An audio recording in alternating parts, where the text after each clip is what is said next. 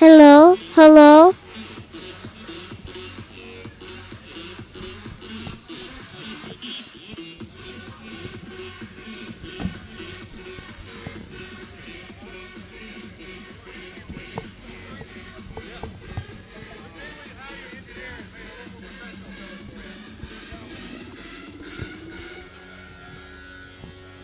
Hello.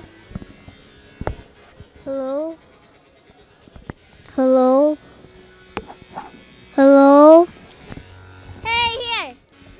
Put them on.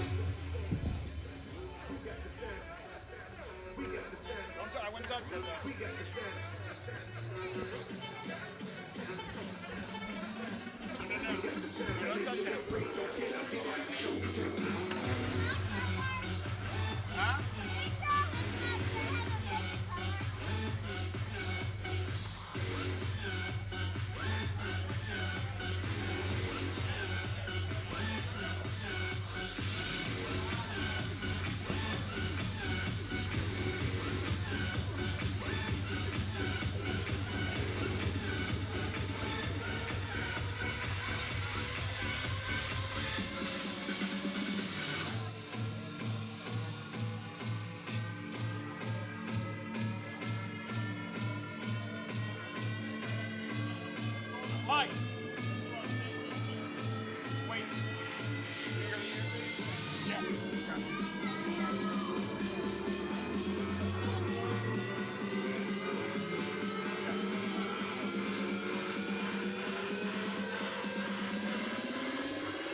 Everybody with your hands in the air.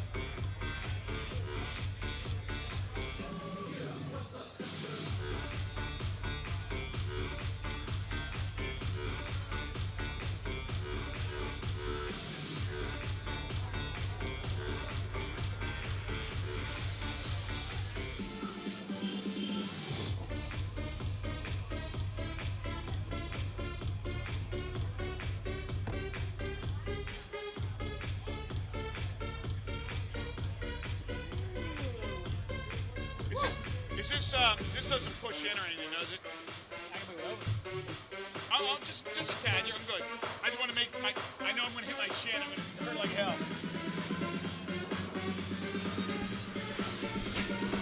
Yeah, it's not a good vibe here tonight. It's 20 after 6, and there's like, this place is usually packed by that time. I know, right? Even Nick. Nick's doing so well with his other business, you know? It's like, this is probably becoming a bit of a hassle for him. This is secondary now, man. Yeah, I mean, it starts to get like, to the point where he feels like, well, I'm only doing it because I feel obligated to keep doing. I mean, because after a while, his businesses take off. He'll get frustrated that he can't get a network deal with this company. Yeah. And then those fights will start to dwindle. First one, one of the first fighters in the year. Huh? One of the first fighters in the year, yeah. Oh, probably the Arnold kid. He was just at it today. That's why. Yeah, right. We'll be down to 8 fights.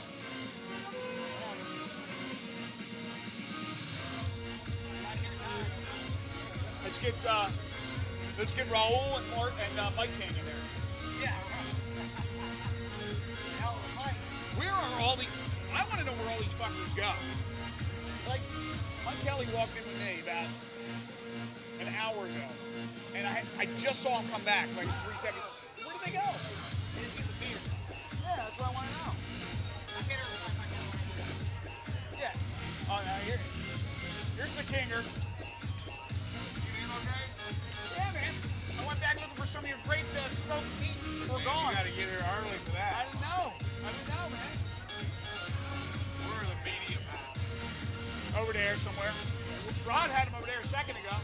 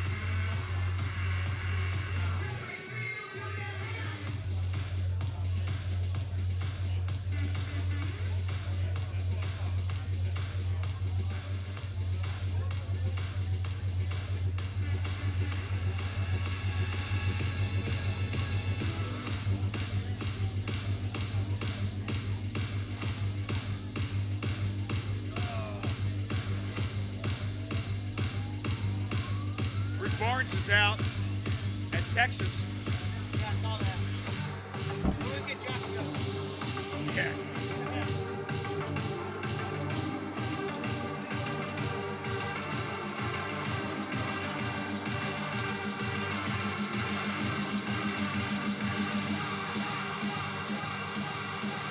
Goodman says Texas top candidates are Greg Marshall, Shaka Smart, both with heavy interest. I think that's the kind of job that would give money to, obviously. I think so.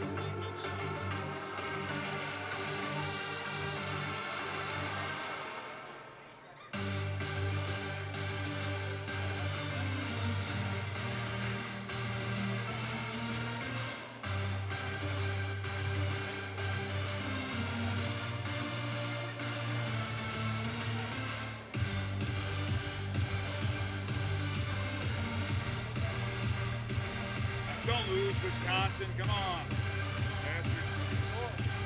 They were down 3 at the half, but then I haven't seen an updated score, but I saw Martin post like they're cold. They had the little cold symbols next to it, so that scares me.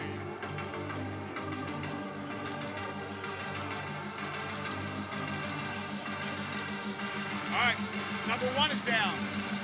See that? We're down to 8 fights.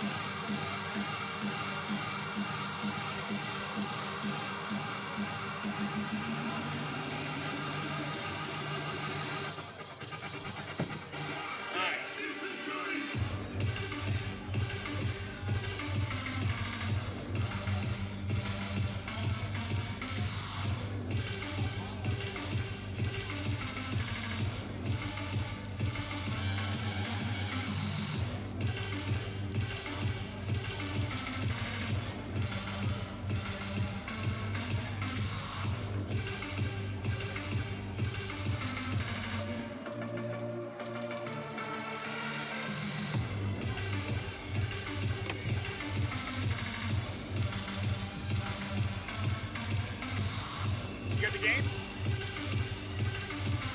All you smart tech guys, man. Very nice.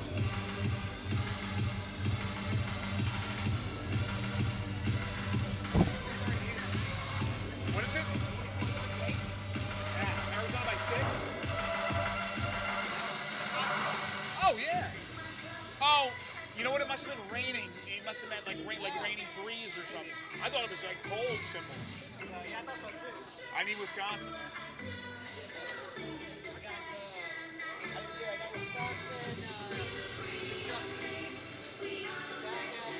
So do I. And I'm done in the other one. I had Virginia just by the process of elimination, but I hated Villanova because they have no front court, and I hated Virginia because they have no offense. But I had who did I pick? No, I took a shot with Northern Iowa and freaking Louisville beat them. Was it Louisville beat them? Yeah, so gotta give credit to Tino. I had one of my fucking, and I was taking one for it. Shit, I had him in the Sweet 16, but I knew something happened after the Big 12. When we listen to my show, I always talk about the Big 12's gonna fuck you, and then Villanova, Virginia, but I didn't know what else to do in the East. Other than that, if Gonzaga can make it to the finals, I got an outside shot at my office pool. I'll be up there, I know that. And I'm never up there. You know, I'm always middle of the pack. Really? I knew old Raby every year. He has a it's like killing people running out. Oh, does he? Yeah. Our freaking secretary usually wins. Receptionist. Oh, that's crazy. Margaret, like every year. Courtney always beats me. Always beats me. It's ridiculous. She can watch no good. She can pick on me. That's not good. Call foul. That's cool. I get it. Can't believe it. Kentucky. Top 40 Yeah. Not that they need extra incentive, but you try to say something like that, they're going to take it to heart. They're kids, man. They're 18, 19-year-olds. Yeah.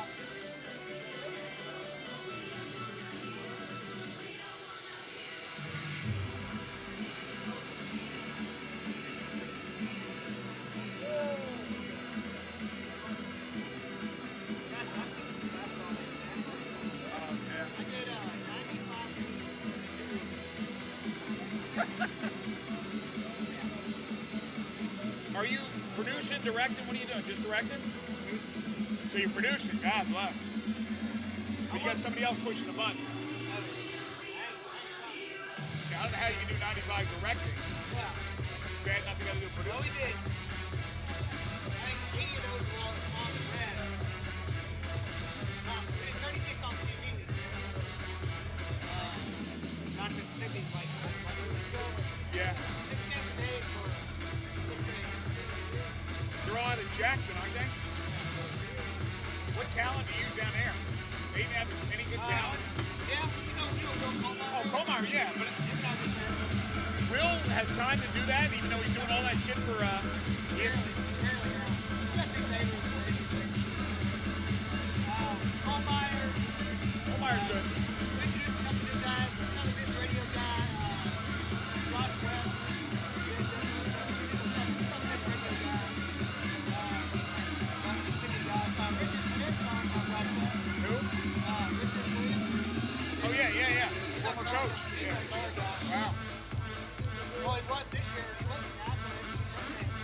MMA. Mississippi lost. He wasn't there. Out of Jackson. He did Black SX Day. He's really good. I love him. And he hates it. He hates it. Hates high school? No, he hates doing color. Why's he doing? Paycheck. People like me ask him. Paycheck, yeah. Paycheck, that's why. Yeah, Colmar does what he did. He did bad. Now he has Ole Miss. Damn it.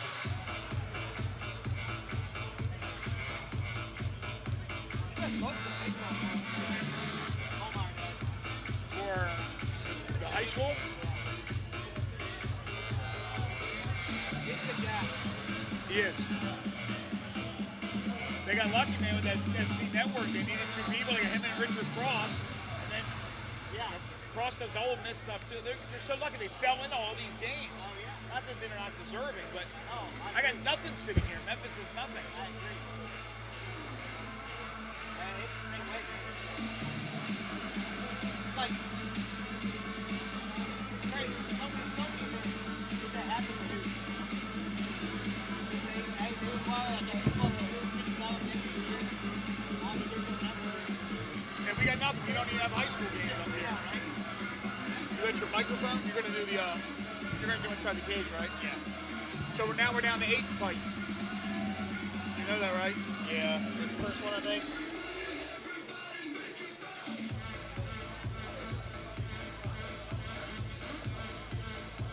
I cannot believe it. It's got real love.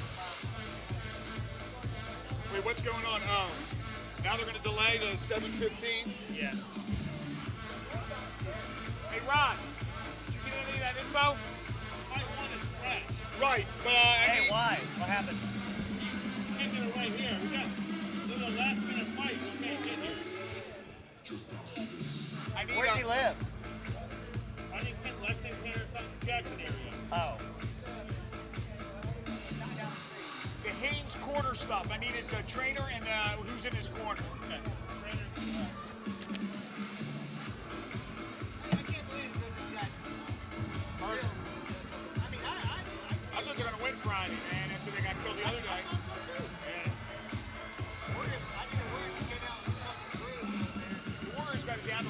3 seconds, and then, you know, they'd score within 10 seconds. It's amazing. Hey, this is live. We're not on yet, are we? I'm just wondering.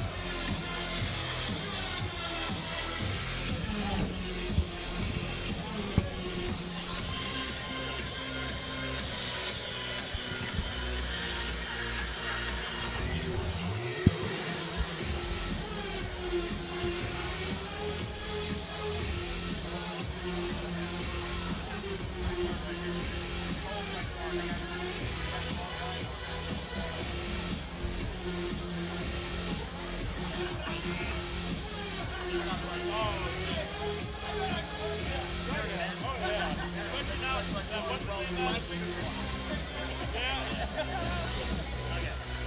up.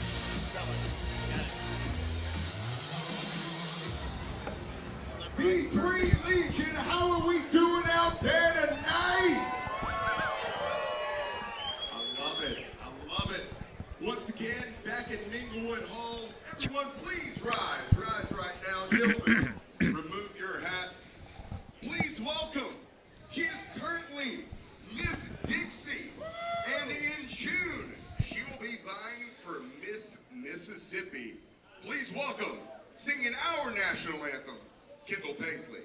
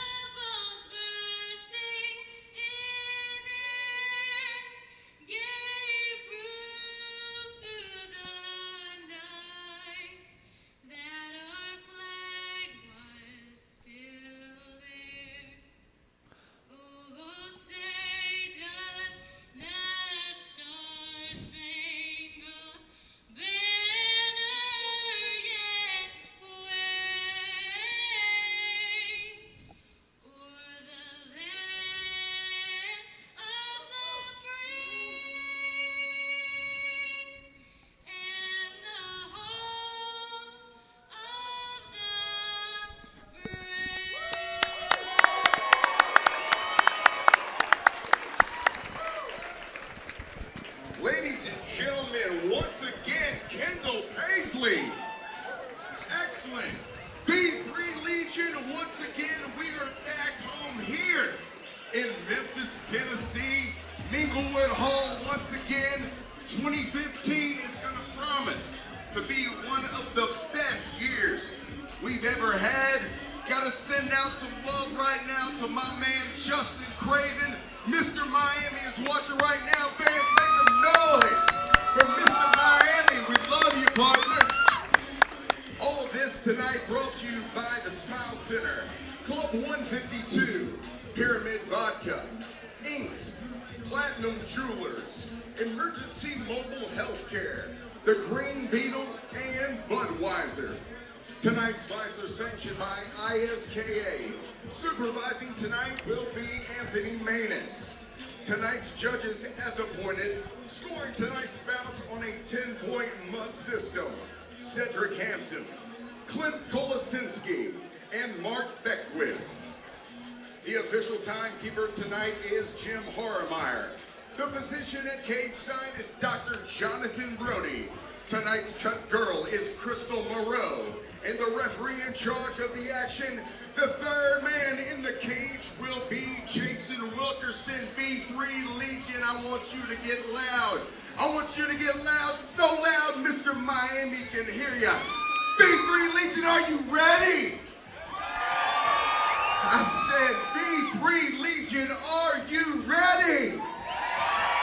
Well, here we go.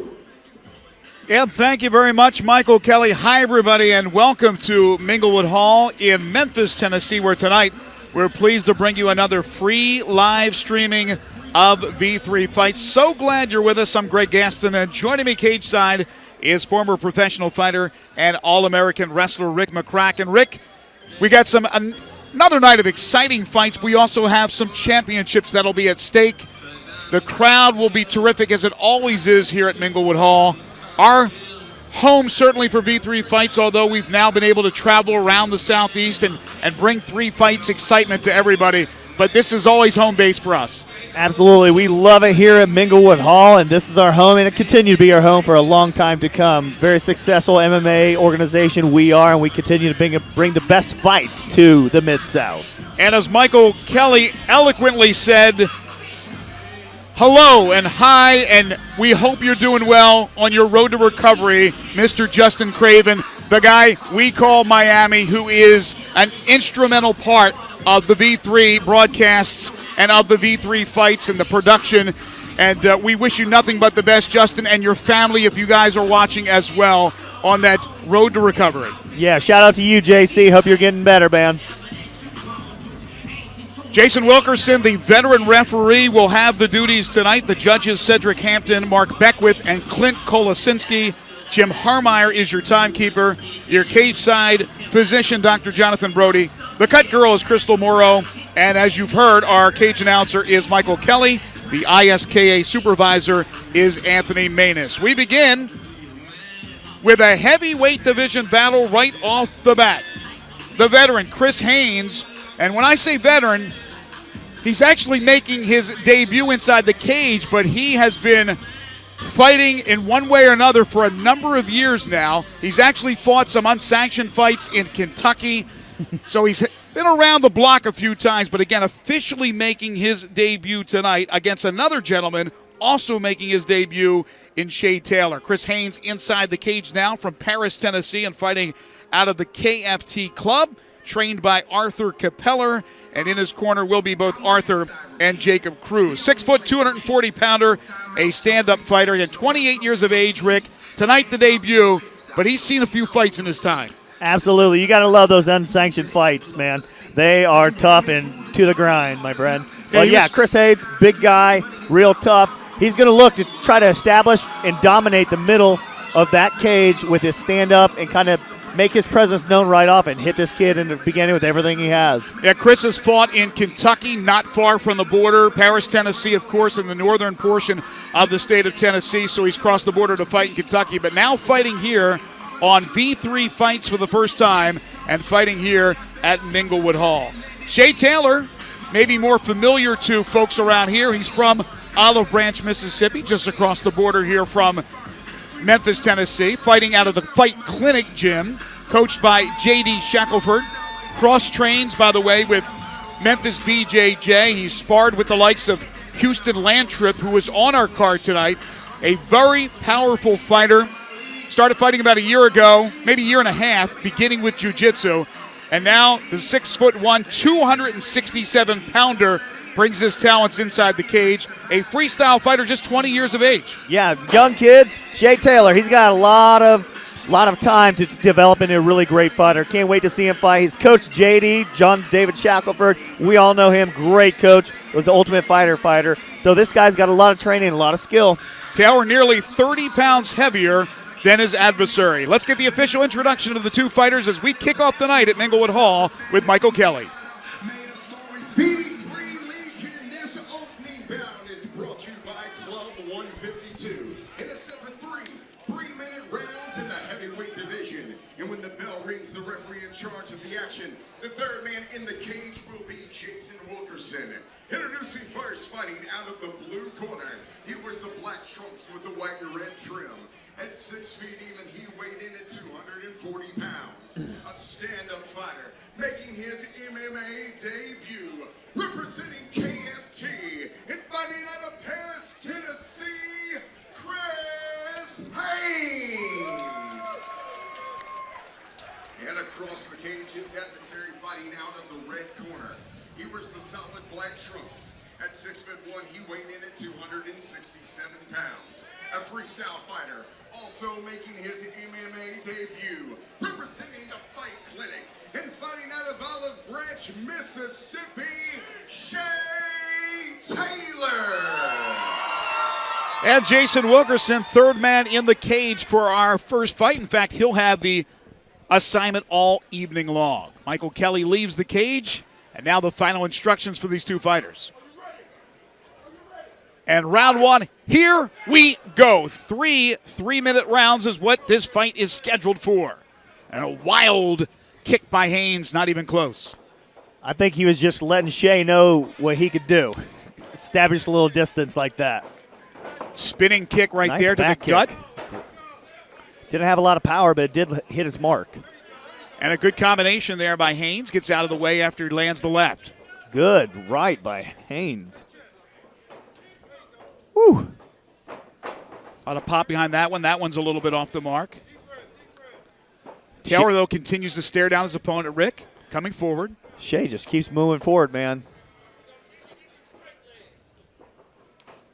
Deep kick. Way off the mark, though.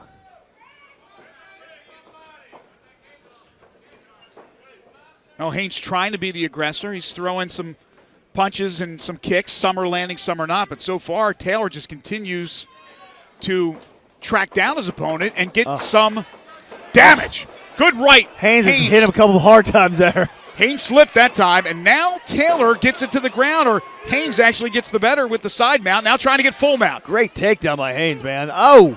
Rear naked attempt. And some ground and pound by Haynes. Taylor kept his chin down right there and got out of it good the first time. I don't know if he's going to be able to escape it here.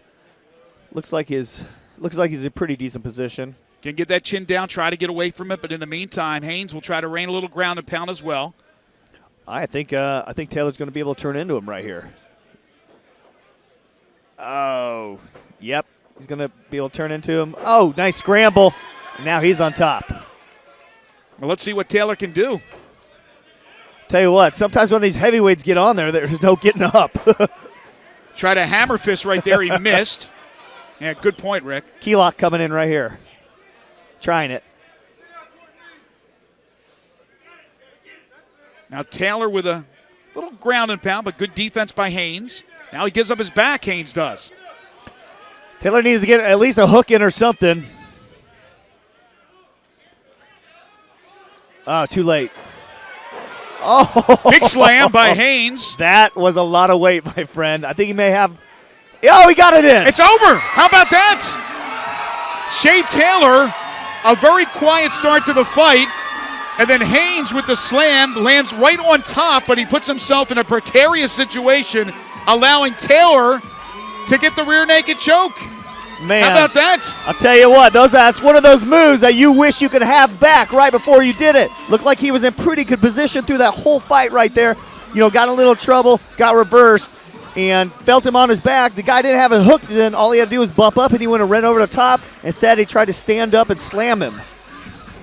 Shea Taylor with the victory via the rear naked choke. Will get the official time as we go inside the cage to our very own Michael Kelly. Here in the V3 cage, we present the official time of 2 minutes, 27 seconds into round number 1.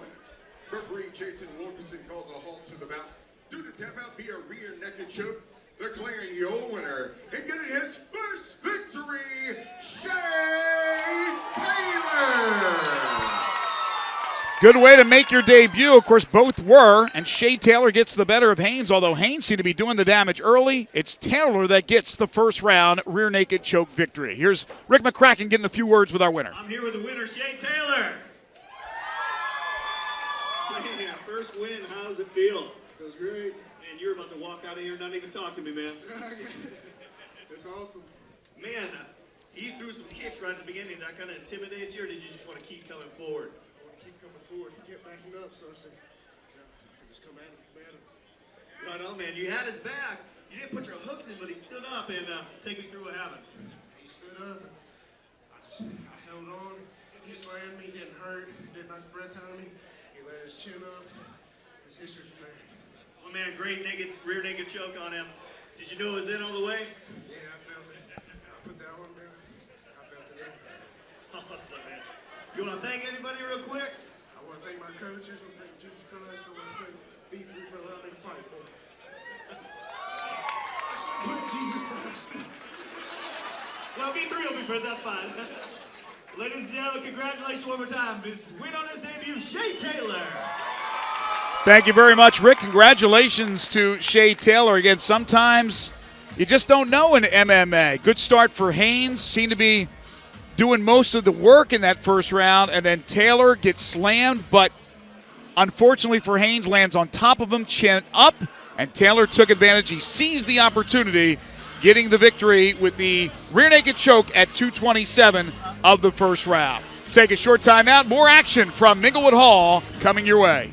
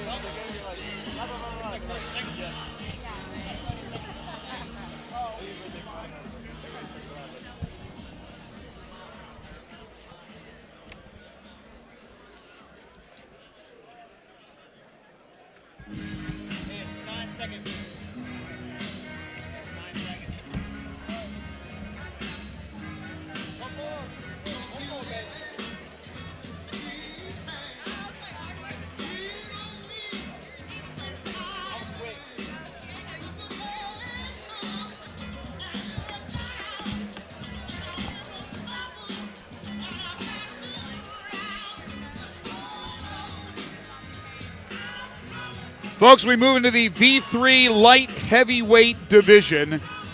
A gentleman who is making his Tennessee debut, and he's making his overall debut, and it may be his final and only fight in this state, because I had a chance to talk to Ari Klein, who's making his way through Minglewood Hall and eventually inside the cage. But Ari has a new job in Philadelphia, Pennsylvania, and he's going to move to Philadelphia very soon and will pick up MMA in the northeastern portion of the United States. But he says he wants to put on a show tonight in his probable one and only performance in the South, in the Mid-South, in Memphis. Ari Klein from East Brunswick, New Jersey. That's where he was born, but has been fighting for pound out of Nashville, Tennessee. Trained by Brandon Bolton. He'll have Brandon Bolton and Anthony Wilkerson in his corner. Started training as a fighter, Rick, in February of 2014. A graduate of Florida State. Get this, he has a chemistry degree. He's a very intelligent guy. So I asked him, why do you want to get inside the cage? He loves fighting. So he's making his debut, 6'4", 206, 24 years of age. He says his style is beast fighting. Nice. We just saw some moves inside the cage there. Yeah, Ari Klein, man, this guy's a character. I like him a lot. He's a good time. Super smart guy, chemistry major. Hopefully he doesn't lose any brain cells after this fight. So there he is, Ari Klein. And now we get ready to meet his opponent, Stephen Warbird Birdsong, who is 2-0, but making his V3 debut out of Memphis and UFC Cordova. First fight for V3 Fights, right? Yeah, this is his first fight. His coach, Jason Aldridge, man, has got, everybody loves Jason. He definitely knows what he's doing. He's a freestyle fighter. He's going to try to do anything he can. I think you got a beast fighting style, you got a freestyle fighter. They're going to clash inside that cage. Now, he did fight a couple of weeks at the Agri Center and won a split decision against Jeff Lamar. So, again, first fight here at Minglewood, technically maybe the second fight for V3. But you're right, Jason Aldridge, he's got a terrific coach. Boxing coaches include Mike Cook and Curtis Tate and Dedrick Bell. So he's got a lot of great people around him. Started training on January 1st. He's a correctional officer by day. So you got a correctional officer going up against a guy who majored and got a degree in chemistry. But Birdsong is 6'1", 200, freestyle fighter. He's 28 years of age, so give up a few pounds, not too many to Ari Klein, but he does give up 3 inches of height, as Klein is a pretty tall fighter. Meanwhile, Birdsong at 6'1", no slouch either, and he comes in and he is a brick house. Yeah, he's very built, a little bit more compact than Ari. Ari's going to have the height, going to have the length on him. But I'm telling you, Stephen Birdsong's very built. He's going to have a little bit of strength. So it's Klein and Birdsong, and here's the introduction of the two fighters with our very own Michael Kelly. V3 Legion, this bout is brought to you by Inked. And it's set for 3-minute rounds in the light heavyweight division. And when the bell rings, the referee in charge of the action. The third man in the cage will be Jason Wilkerson. Introducing first, fighting out of the blue corner, He wears the black trunks with the white and red trim. At 6 foot 4 inches, he weighed in at 206 pounds. A beast fighter, making his MMA debut, representing pound for pound, and fighting out of Nashville, Tennessee, by way of East Brunswick, New Jersey, Ari, the Jew Hammer Klein. And across the cage, his adversary fighting out of the red corner. He wears the black trunks with the olive drab trim. At 6 foot 1, he weighed in at 200 pounds. A freestyle fighter with an MMA record, 2 wins, no losses. Representing UFC Cordova and fighting out of Cordova, Tennessee, by way of Memphis, Stephen Warbird Birdsong. No doubt Birdsong has the crowd behind him. Now Jason Wilkerson, final instructions for the two. Actually, no instructions whatsoever. He's going to make sure the two are okay and ready to go.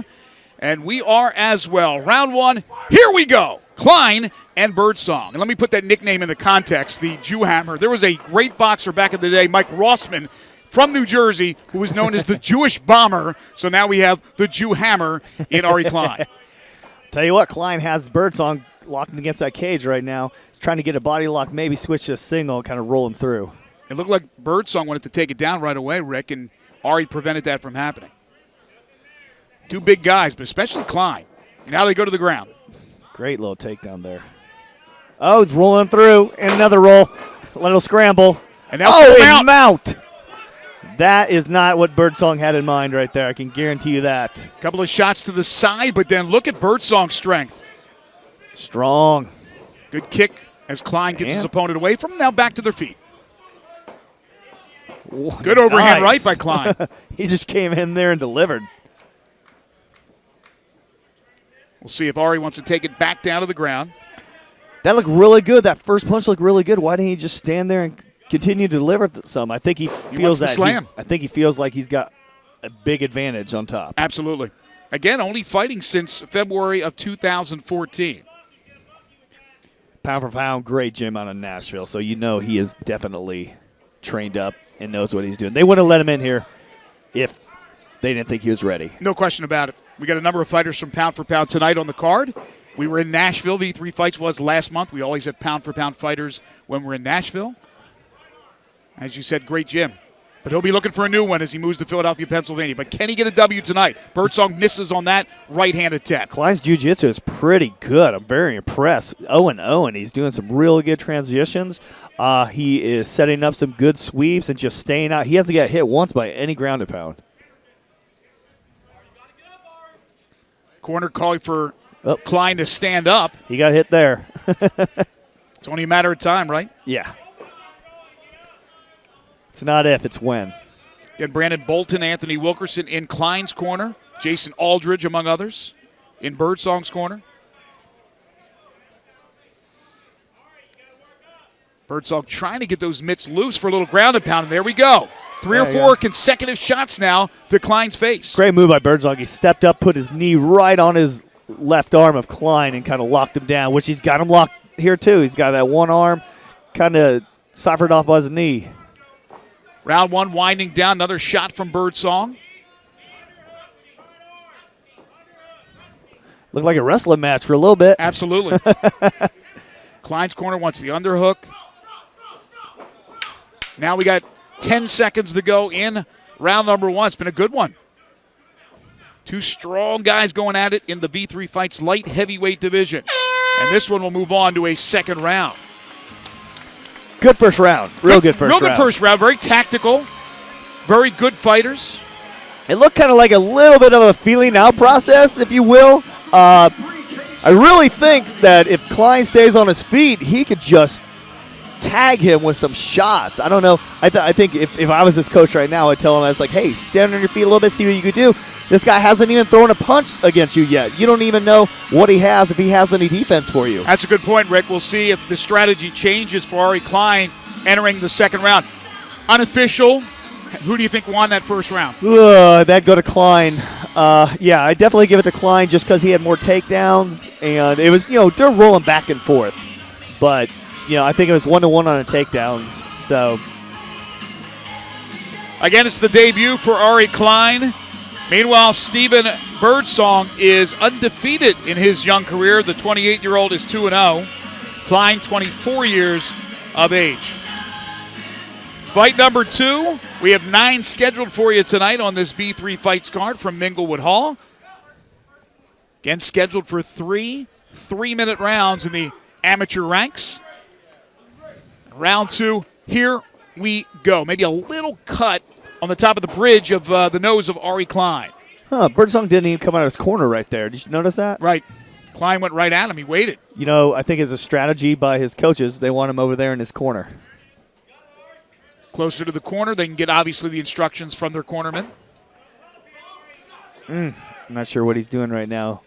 He's kind of had a wing kind of hook on that arm and just ripped him right into a takedown. Back into the same position they were for most of that first round. But I think you made a great point because I do believe that was the strategy, to be close to his corner to get those instructions. Remember, he's still a very young fighter with only 2 fights under his belt.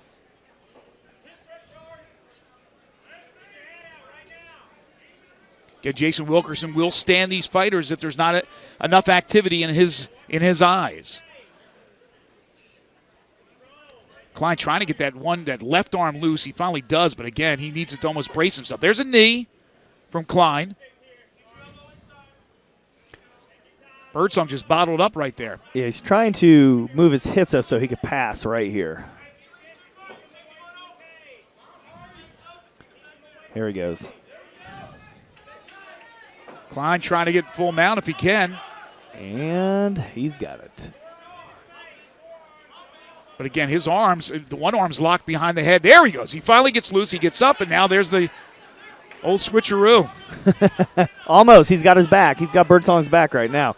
He's not. Oh, there it is. Had it for a second, and then quickly Birdsong closed the door. Now he's trying again.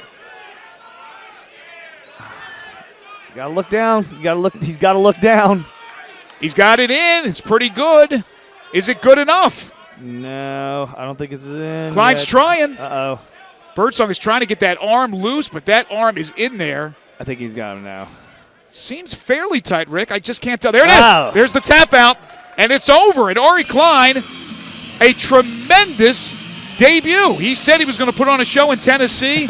Probably his only fight here. Who knows if we'll ever get a chance to come back and win a performance. I know, right? That was pretty good, man. I was very impressed by his first fight out here. Right there, he tried left, right, and finally sunk that rear naked choke in. Rick will make his way inside the cage, get a few words with the Jewhammer, Ari Klein. Yes, sir.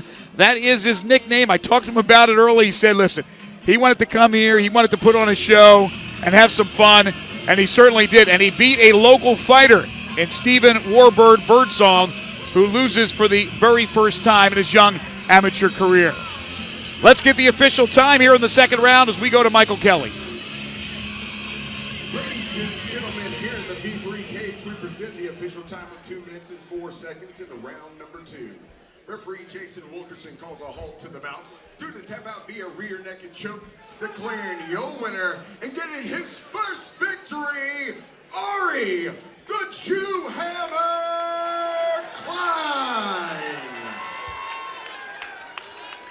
Terrific debut. We've had 2 terrific debut victories so far tonight, and now Ari Klein will get over to Rick McCracken, get a few words with Rick. I'm here with your winner, Ari Klein. I'm here with the winner, Ari Klein. There we go. Man, first victory, how does it feel? It feels earned. Being trained a lot right here, I've had a lot of people dodge me as a debut, so I'm glad. Thank you to see him fighting me. I might hear you hit hard. My nose hurts a little bit, but it was a good fight overall.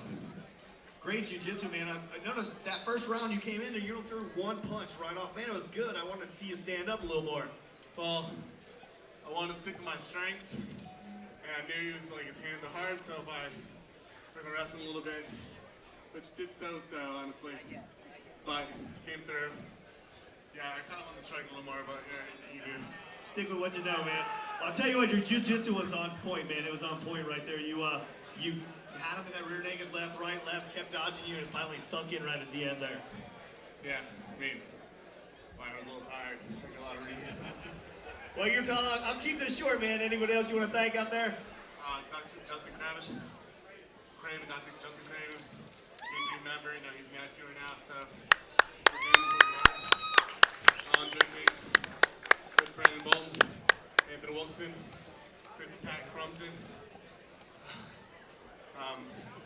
Chris Okan. Pound for pound, this is for Tennessee. I'll be moving now to Philadelphia in 2 weeks.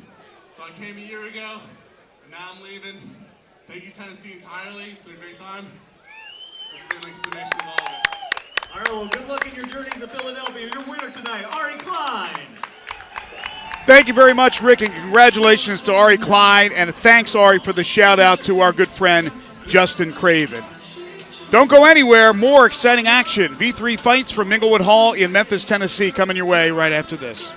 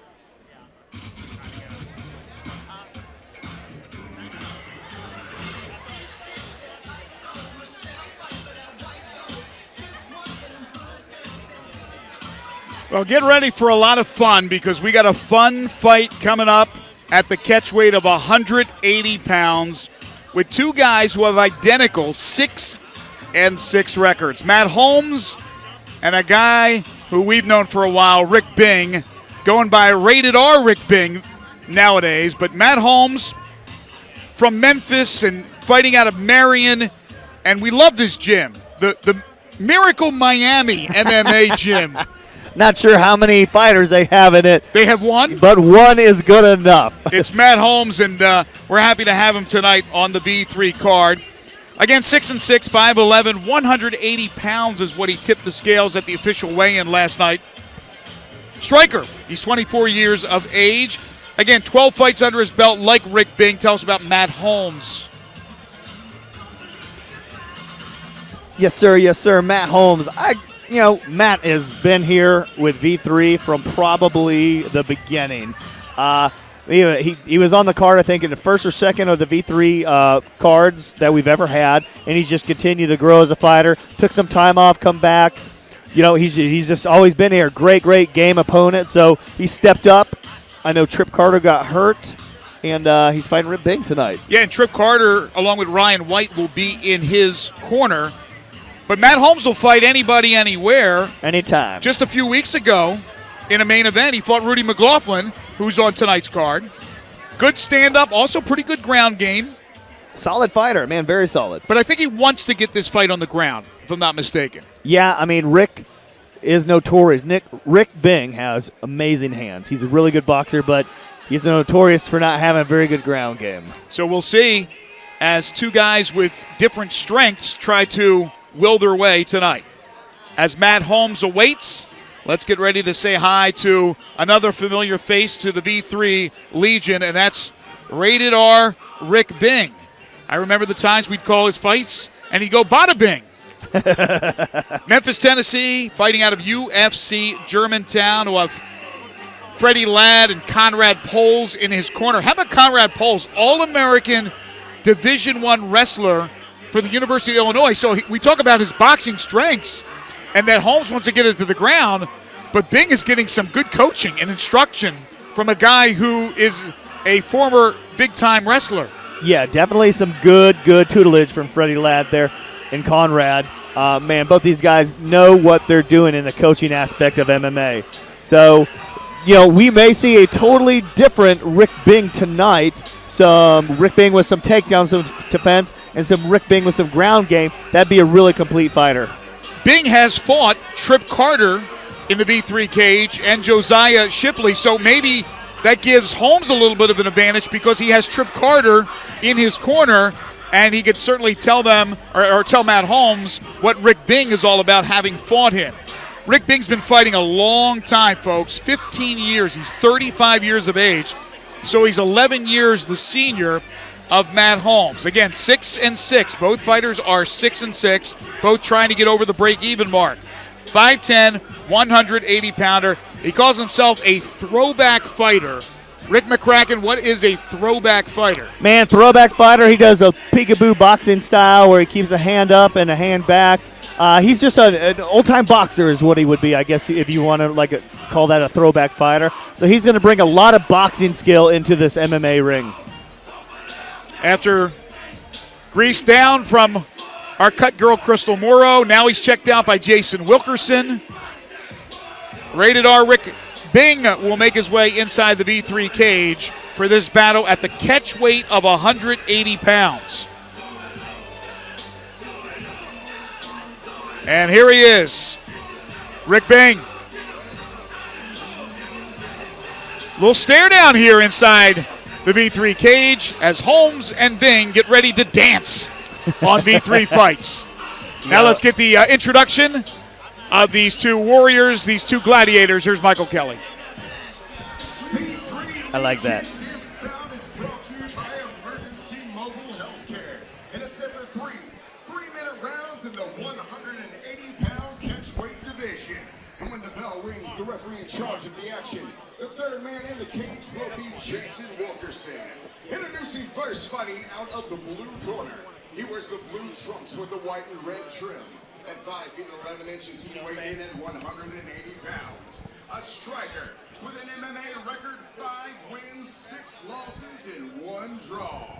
Representing Miracle Miami MMA. And fighting out of Memphis, Tennessee, by way of Marion, Arkansas, Matthew Holmes. And across the cage, his adversary fighting out of the red corner. He wears the black trunks with the white and red trim. At 5 feet 10 inches, he weighed in at 180 pounds. A throwback fighter with an MMA record of 6 wins and 6 losses. Representing UFC Germantown and fighting out of Memphis, Tennessee, Rated R Rick Bing. Once again, Jason Wilkerson, third man in the cage. Holmes and Bing, what can we expect, Rick? I think Holmes is going to stand with him for a little bit. I think we're going to see some good stand-up to start this fight off. I hope we do. Round 1, here we go. Usually in the past, Rick has been timid to kind of let it fly just because he's always been afraid to get taken down right away. Not in this fight, man. He's letting it come out. Good kick to start things off and a wild kick by Holmes. Rick establishing that jab to get the distance right here. Exactly, but Holmes does have the reach advantage and the height advantage, as you can see. Another good kick with a lot of pop behind that one from Bing.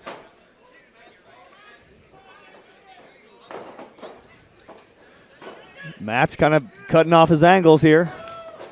Whoa, nice. Almost took him down. Almost took him down.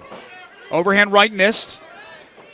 If I was Matt Holmes, I would be looking for a takedown very soon. Good nice. kick upstairs. That's a Taekwondo kick right there. Overhand right. Wow.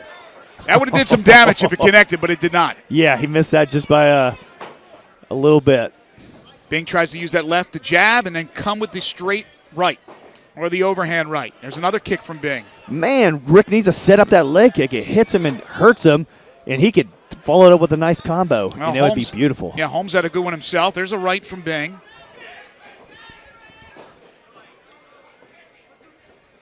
Mostly single kicks and single attempts at punches so far. We haven't seen much in succession. Oh, big right by Holmes. Great That takes hit. down Bing. Kind of a Superman punch right there, and it just kind of jumped in there. Now go for the rear naked. This is where Rick gets in trouble. He needs to get his chin in there. How deep is it? It's tough for I us to can't tell. tell We got right the backs here. to us. Looks like it could be deep. Jason Wilkerson right on top of it. No, it slipped out. He slipped out. Rick needs to grab that ankle and just rip it off. He's trying to. Now he's got one leg. So Holmes missed on that first attempt with the rear naked. Bing back to his feet, as is Holmes. Now he'll try a guillotine. Guillotine against the cage. This could get a little dangerous. Oh, he's cranking it. It's Oh, over. he got It's over. So he tried the rear naked. Unsuccessful. Came right back with the guillotine. Wait, that was awesome. Matt Holmes with a great punch to knock him down.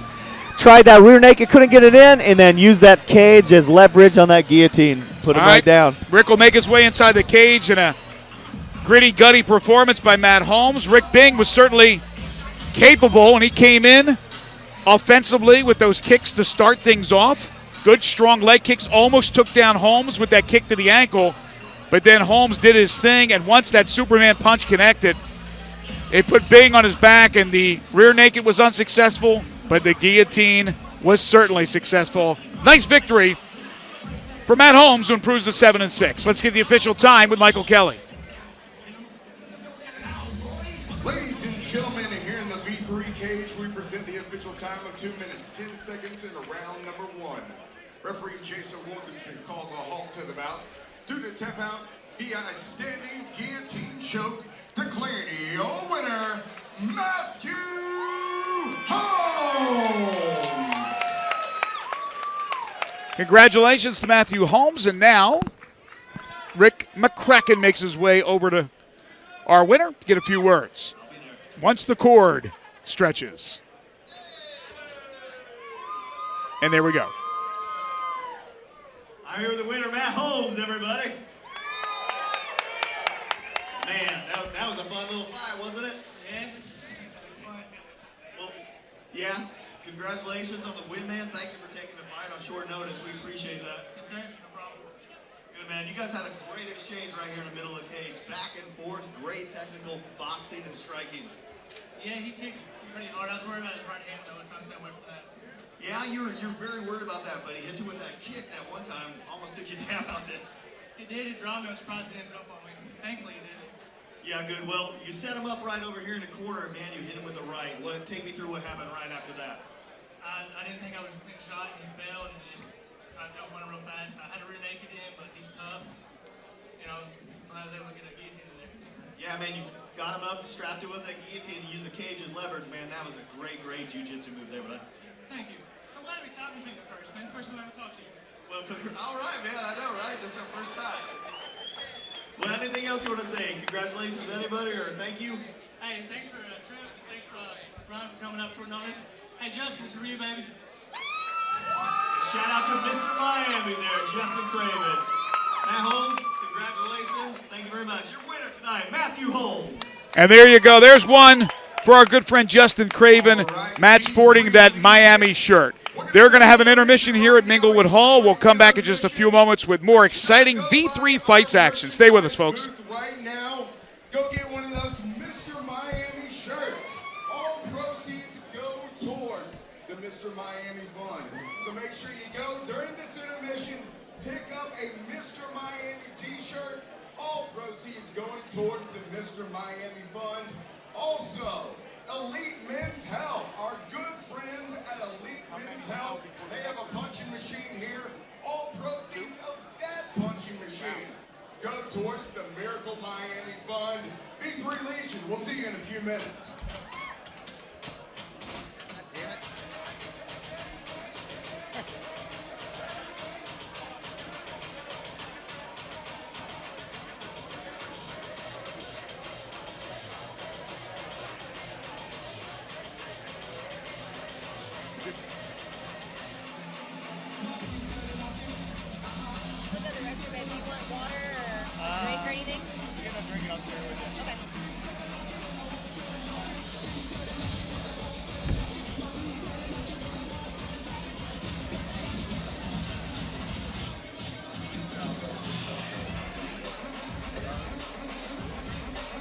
Going good. Hey, I'm sorry on that first one I didn't look at when I was in it. It was just No problem, no problem.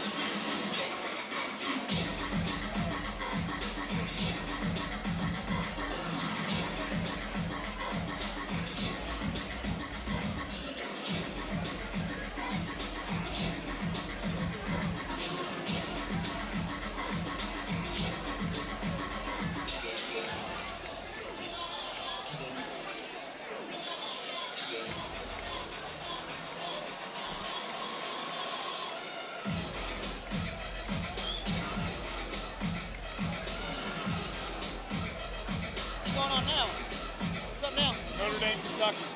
Really? You think Notre Dame is sucking or Notre Dame and Kentucky? Notre Dame and I think said Notre Dame is sucking. I was like, uh-oh. No. Let's see.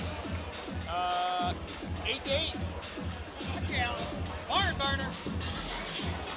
8-8. 8-8. My fucking phone is.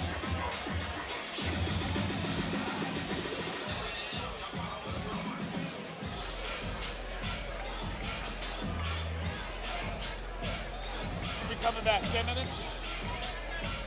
I told Kelly to start the show back at 8:08. Okay.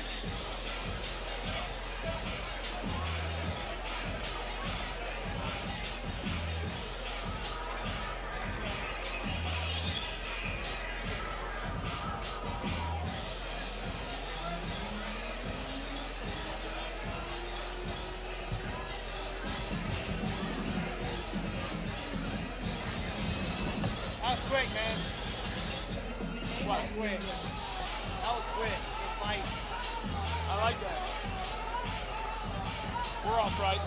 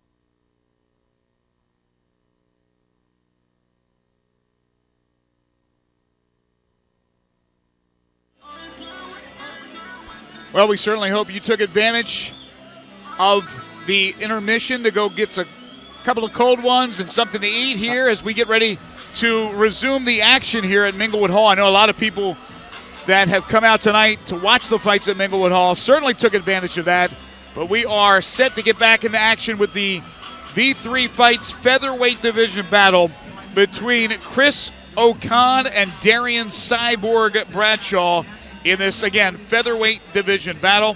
Chris Okan, born in Houston, Texas, but now fighting out of Nashville, and another pound-for-pound fighter, Rick. We talked about it. Well, Brandon Bolton as his trainer. He'll be in the corner. He's fought with, or trained rather, with Chris Crumpton and Frankie Nufio and Brandon Pemberton, just to name a few. Won in the V3 cage in February in Nashville in 49 seconds, taking care of Jacob Heiss. So Chris Okan is a fun fighter to watch. Oh, yeah, did not last long, that last fight. I'll tell you what, he's going to get in here, and he's going to throw everything he can right away. Very impressed with this young man. Last time we watched him fight, Brandon up at pound for pound has got him really trained up. Great fights lined up for him, and great fighter. He's more of a freestyle fighter, so he's got a little bit of everything in the bag on this. So you sit back and get ready to watch this guy work. Yeah, just 19 years of age, so getting better and better by the minute. Again, a great gym and pound for pound. And that TKO win in 49 seconds back in February was outstanding. 2-0 so far in his young amateur career. 5'8". He tipped the scales yesterday at the official weigh-in at 140 pounds. And as Rick said, a little bit of everything. And now let's get ready to meet Darian Cyborg Bradshaw, fighting out of Covington, Tennessee, and Team High Octane. He's trained by Jerry Mason, who have Ahmad Sanders and Gunnar Houston in his corner. Loves to stand and bang, but also has a pretty good ground game. Coming off a win over Cody Arnold a few weeks ago. He's 7-4, 5'9", 144-pounder. He's a striker, and he's only 20 years of age, so a couple of young fighters tonight in this particular fight. This guy comes out of High Octane Gym, as Greg just pointed out to us. Striker, he's going to want to get in the middle of the cage and kind of throw everything right down the pipe at this guy. Darian, man, he's real explosive. He's going to come in. He's real fast as well. So he's got a lot of attitude too. He wants to come in and dominate and make his presence felt right in the cage. And he has 11 fights under his belt, 11 amateur fights. This will be the 12th tonight for Darian Bradshaw. So if you look at cage experience, he certainly has that over Okan. And we are looking forward to a fun battle, as Rick alluded to. It's the featherweight division, lighter weight division guys who are very quick.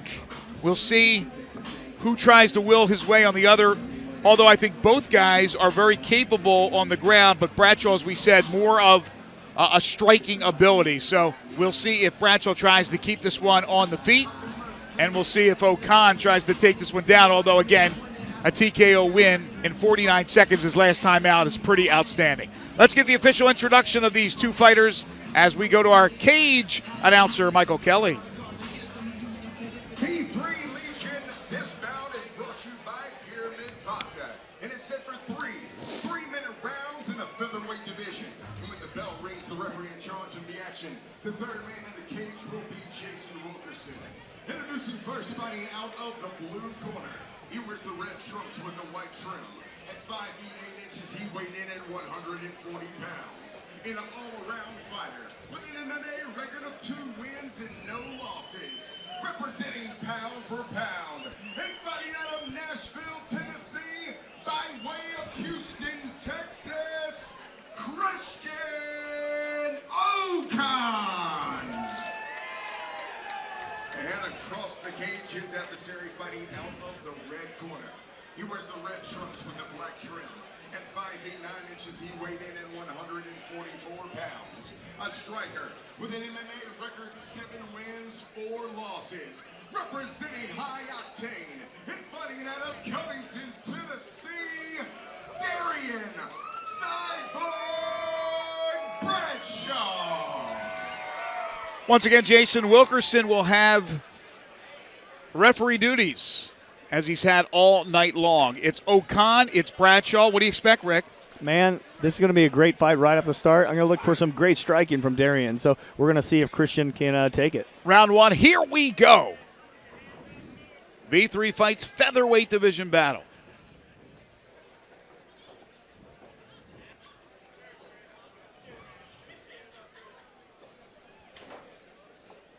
So far, a complete feeling out process. We'll see who tries to strike first. It's Okan, but a good counter right by Bradshaw after the initial kick from Okan. Okan threw that kick and just took one to the mouth. He was like, damn. Bradshaw with the knee. Okan comes up with the knee. Both these little scrappy fighters right here. Christian just took a couple big hits right to the face. Okan with a kick up to the shoulder and then a knee, and Nice now he looks knee. for the takedown. And Christian he gets it. Okan, great move, Greg. It really was. Beautiful. Man, he had kind of a flying knee to the body and transitioned right into a double leg. Good technique. Like that. Good technique. Really good.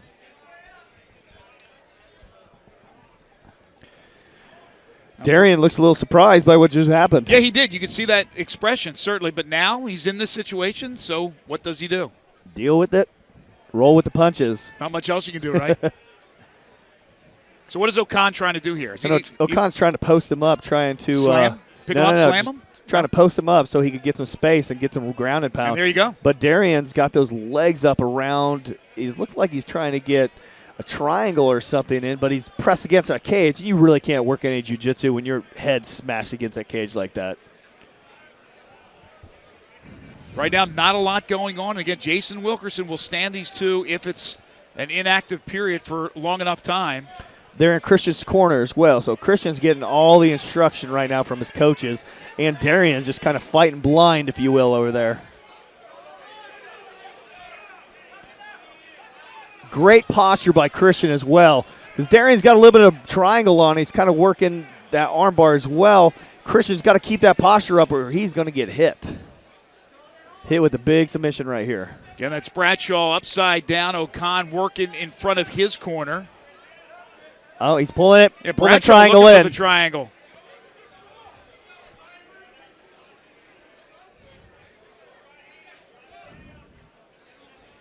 Trying. Again, not much movement here, but they continue to stand their position. Christian Okan is getting a little tired, as you can see him kind of coming down. Bradshaw reaching for the leg of Okan. Okan trying to slip out. Oh, he's Under got a about minute to 15 go. seconds. There we go, 10 seconds to go. In round number one, again, scheduled for three 3-minute rounds at the amateur ranks. Okan unable to finish Bradshaw. He give Bradshaw a lot of credit. Whoa. He looks a little wobbly. He does. Lost a little air, I believe. Yeah, definitely had a little blood and a little air loss right there. Let's talk about Bradshaw's defense, though, in that first round. I'll tell you what, Bradshaw got hit and got taken down, but I'll tell you what, he had a submission on him for a good 30, 35, 40 seconds, and that wears your opponent out pretty well. So, you know, Christian could be really tired. He hasn't been breathing. That blood hasn't got ahead, as you can see when he let it go, kind of wobble a little bit right there as well. And remember a couple of things we talked about before the start of this fight. Bradshaw has experience, 11 fights prior to tonight inside the cage. Also, likes to stand and bang, but has a pretty good ground game. We saw that right there, at least defensively, against Okan. Okan, who's a good striker as well. Let's see if the strategy changes a little bit here in round number two, and they stand a little bit more and try to dominate each other with strikes, whether it be via kick or whether it be punches.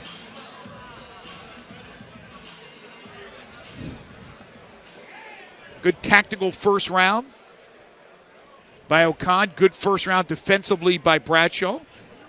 And round two, here we go. Here we go, more action. That was a great first round. I really liked it. Two fighters very quick on their feet. I'll tell you what, Christian leaves that kick out there. He really did, Rick. You beat me to the punch. There's a good snap kick from Bradshaw. Yeah, snap it back. That's better from Okan. Okan slipped. Bradshaw unable to catch up with him.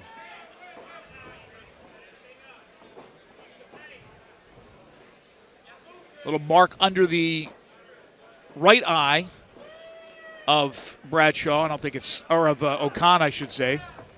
Not much of a factor, though. It doesn't look like to appear to be a cut. Oh, good overhand right by Okan. Right. Set it up with the left and landed the right. And Okan goes for the takedown. Good sprawl by Bradshaw. Okan just pulls guard right away. Bradshaw, a couple hammer fists. Good right there he lands. And now Okan is going to get smart about it and try to hold that right hand of Bradshaw. Yeah, he took a couple shots. You start to realize what you don't want him to do after you get hit once or twice. Now Bradshaw gets loose. Overhand right and good kick by Okan to keep him at bay. Oh. And a good right from Bradshaw. Not a bad strategy if you could do it again. Some lefts now from Bradshaw. Again, the ground and pound adds up in the minds and the eyes of the judges. There's no question about it. Uh-oh. Christian's giving up his back right now. He's keeping his guard pretty low, though. His head is down. But Bradshaw looked like he's about to tee off.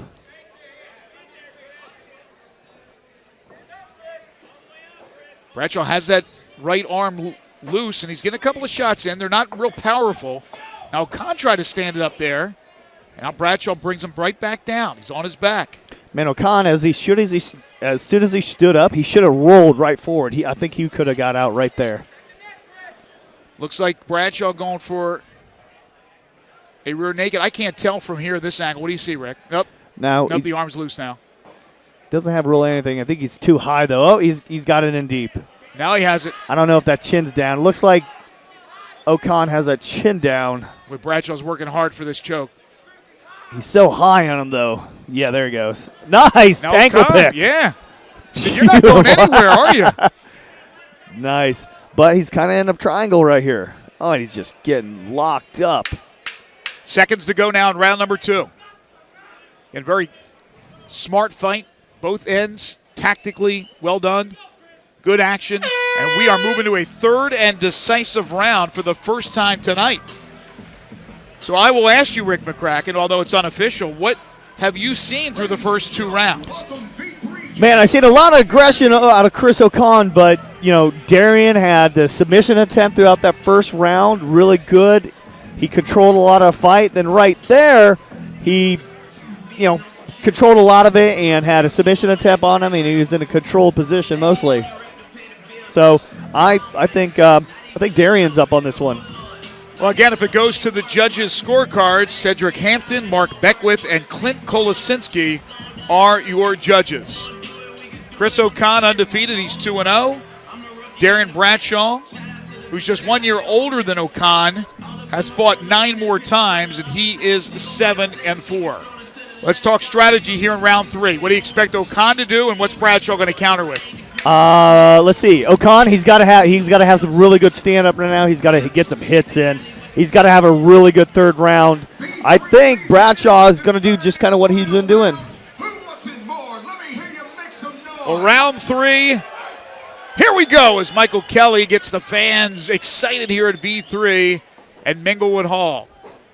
Okan got it caught. That kick was caught by Bradshaw, and Bradshaw takes it down right away. Man, Okan's got he showed a lot of promise today. I think just Bradshaw is just a little bit better than him so far in this fight. Again, having the fights under his belt doesn't hurt, Rick. Yeah, the experience, that's playing into it a lot right here. Okan in front of his corner now, getting instructions from Brandon Bolton and company.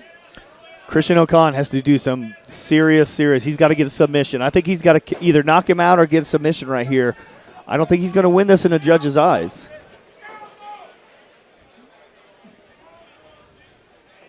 Fight has mostly been on the ground. A lot different for Okan than his last performance, a 49-second TKO over Jacob Heiss. Yeah, that's what happens when you go up in competition.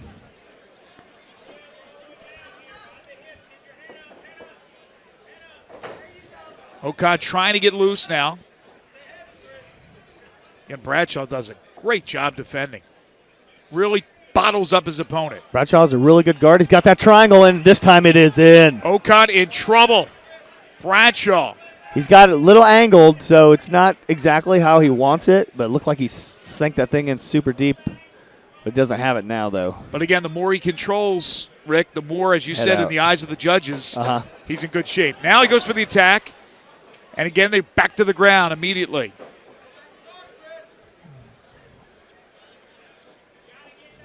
Okan wants to take it down every time, but it seems, and here's some elbows from Bradshaw. He gets himself into a precarious situation. Yeah, he gets a takedown, and then he doesn't do anything. He can't pass Bradshaw's guard right now. Bradshaw has kept him in his guard the whole fight. Right as soon as I say that, he passes it. He heard you. And now let's see if Okan can make a flurry here and try to steal this one. Again, in your eyes, it's an unofficial Rick McCracken scorecard. He has nothing to do with the final decision, but of course, when you are a former pro fighter and a collegiate All-American, you take his words to heart. And right now he believes that Okan has some work to do. A lot of work to do. He's controlling this fight, but, it's just – he's controlling this round, but this is kind of what lay a prey. He's not really doing as much as he could be doing just because tired. The guy on the bottom has a little bit more skill than him, and that all plays into it. Yeah, Bradshaw's defensive capabilities has been very impressive. Final seconds here in round 3, and we're going to go to the scorecards for the first time tonight. And a decision has to be made. Who will it be? Chris Okan, will he remain undefeated, or will Darian Bradshaw improve to 8-4? It's up to Cedric Hampton, Mark Beckwith, and Clint Kolosinski. So my partner, you believe Okan won that fight? No, I believe Bradshaw did enough to win that fight, man. All right. Rick will make his way inside the cage. He'll speak to our winner, who we'll find out momentarily. Again, we're so happy you can be with us tonight, folks, on a Saturday evening in Memphis, Tennessee at Minglewood Hall. Another terrific V3 Fights card. The V3 Legion strong and proud as always. Greg Gaston, Rick McCracken. Our great friends here at V3 Fights.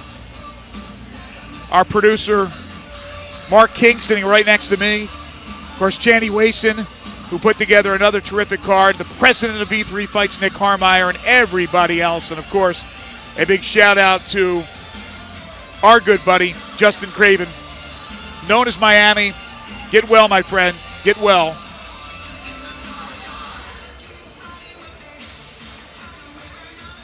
Judges' cards are in. Let's get the decision. Is it Okan? Is it Bradshaw? Let's go to our cage announcer, Michael Kelly.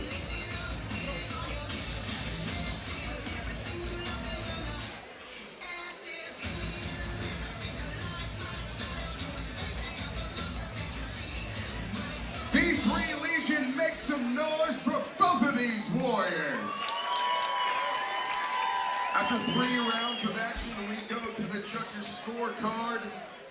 Your winner by split decision, Christian Okan. Wow. Fans didn't like it. I know Rick thought Bradshaw had won. And the way Okan's corner reacted, I think they believe he had lost that fight. So Rick McCracken will get a few words with Chris Okan, who improves to 3-0 and stays undefeated. I know it's a very disappointed Darian Bradshaw. Here's Rick McCracken with our winner, Chris Okan.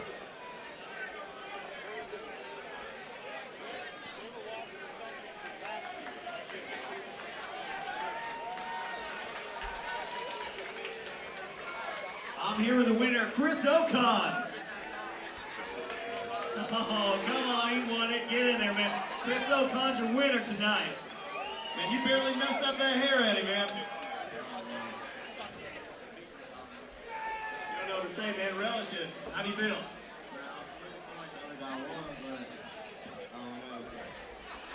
Well, you have 2 out of 3 judges that thought you won that.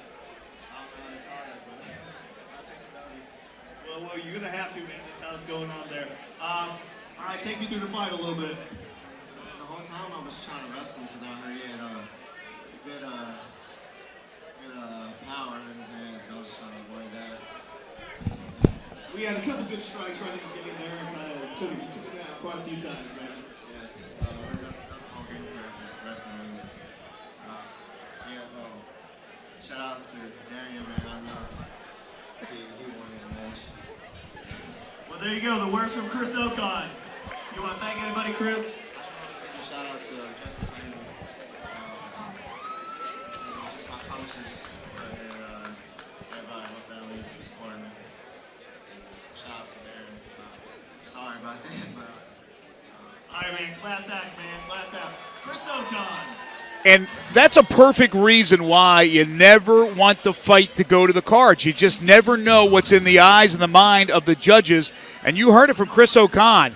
He'll take it, but he thought he lost the fight. I know Bradshaw's corner thought he won. So a little bit of a controversial finish and result with a split decision victory for Chris Okan. Either way, good sportsmanship by Chris Okan as he improves to 3-0. Hang with us. We got a number one contender fight on the way.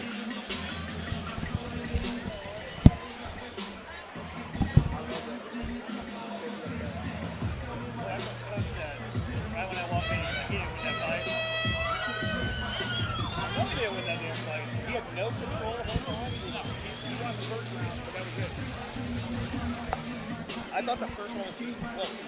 I think Okan broke shape. I think he pushed his hips, but I didn't say that one the other way.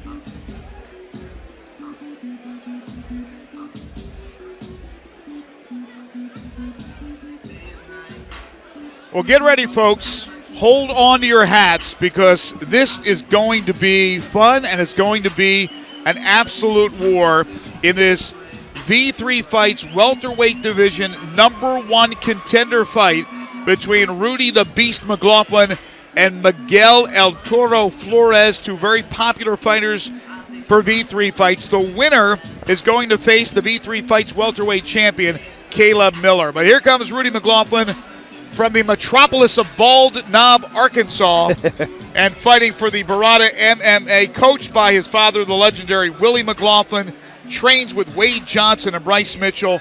He'll have Willie and Bryce Mitchell in his corner, and he always talks about his team, and he feels he has the advantage because of his team, and that's Team McGloin. Yeah, Team McGloin and Barada MMA. This is a powerful combination right here. Rudy comes in this fight. He's a great stand-up fighter. He's got a real good ground game. So look for this to be a great show of striking and some ground as well because both these fighters bring everything to the cage. Rudy is 9-6, 6'2", 171-pounder, a freestyle fighter. He's 20 years of age. Last time in the cage, he took a fight the same day and won by rear naked choke in the first round versus Matt Holmes. So here's a guy, we throw it out a lot, maybe sometimes haphazardly, anytime, any place, anywhere. This guy is the epitome of that. Absolutely, he is, man. He has taken fights on a day notice. He's taken more than one on a day or 2 days notice. He just steps in and helps out when he can. He knows this is amateur. He knows it's a learning experience. He knows it's a learning curve, but he's always game to do it. If he has a weakness, Rick, what is it?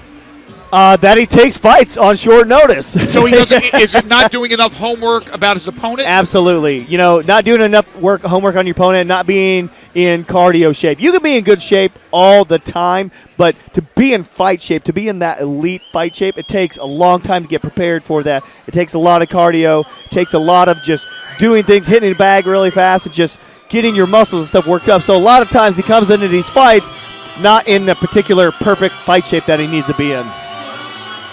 Well, here we go, folks. You're going to hear a lot of noisemakers in the crowd.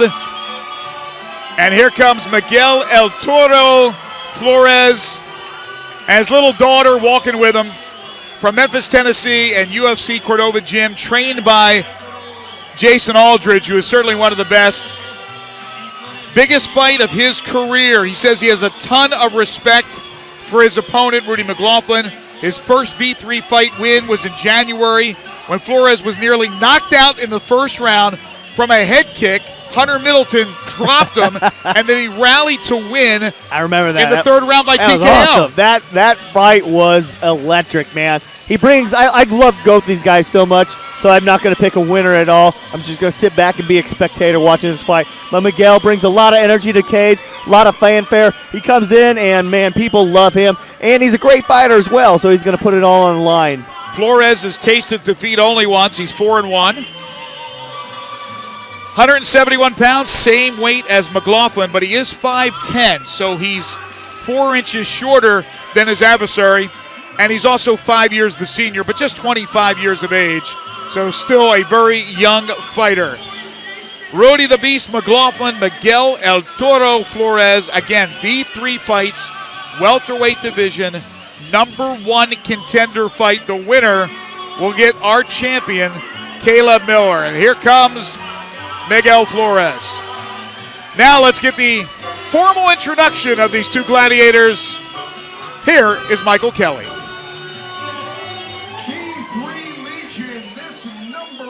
Contender bout is brought to you by Platinum Jewelers and is set for three-minute rounds in the welterweight division. And when the bell rings, the referee in charge of the action, the third man in the cage will be Jason Wilkerson. Introducing first, fighting out of the blue corner. He wears the white trunks with the black and purple trim. At 6 feet 2 inches, he weighed in at 171 pounds. A freestyle fighter with an MMA record of 9 wins and 6 losses. Representing Barada MMA. And fighting out of Bald Knob, Arkansas, Rudy the Beast McGloin. And across the cage, his adversary fighting out of the red corner. He wears the black trunks with the Mexican flag trim. At 5 feet 10 inches, he weighed in 171 pounds. An all-around fighter with an MMA record, 4 wins, just 1 loss. Representing UFC Cordova and fighting out of Memphis, Tennessee, Miguel El Toro.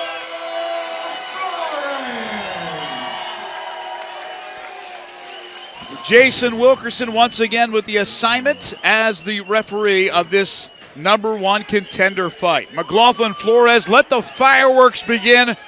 Round 1, here we go. They touch gloves, and they're going to come out swinging, no question. And Flores right off the bat. Very aggressive Miguel Flores, some big overhand rights, and pushes Rudy right against the cage. He wanted the takedown after that overhand right to start things off, Rick, but Rudy doing a good job and preventing that from happening. Yeah, Rudy's been here before. So, he's got Miguel's single leg on him right now. Rudy needs to get a whizzer in or kind of hook that other arm, which he's doing right now. Couple of shots there from McGloin. Flores with the takedown. Nice takedown. Rudy, nice. Oh, Rudy might be hurt. I think knees.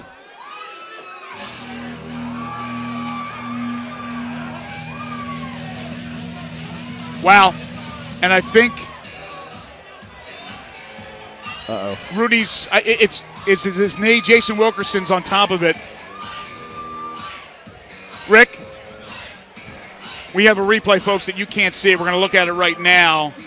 And it's still very hard to tell, but it's obviously Rudy McGloin in a lot of pain. The cage-side physician, Dr. Jonathan Brody, he's out there. The cut girl, Crystal Morrow, of course. Rudy's corner, led by his father, Willie McGloin. And Miguel Flores quickly went over and apologized. Mm-hmm. But again, I don't know if, and I'm not going to speculate, Rick, because again, we can't see it. We couldn't see it on replay, and the back, and Rudy's back is to us, but it looks like they're working on his knee, I would imagine. I would guess it's knee because Miguel had his leg wrapped up, and when Rudy spun again, you know, he had that lower part of his leg wrapped up, so the only thing that wasn't going to go would be his lower leg and his ankle. So if he had that wrapped up and everything else spun around, that's when, as soon as Rudy spun around and hit his butt, he's like, whoa, and everybody kind of stopped action. So it's really good that everybody is really alert there and nothing else came of it, no further injury or a punch that didn't need to come in. So they're kind of looking him over right now, and he's going to try to stand up, see if he can put any weight on it, and no, definitely no weight.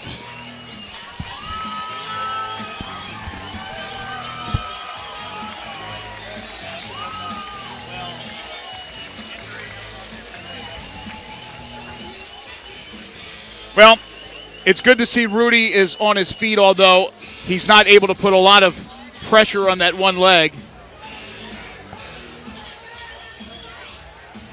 Jason Wilkerson, our referee, is talking with our cage-side physician, Dr. Jonathan Brody. There's no way he can continue.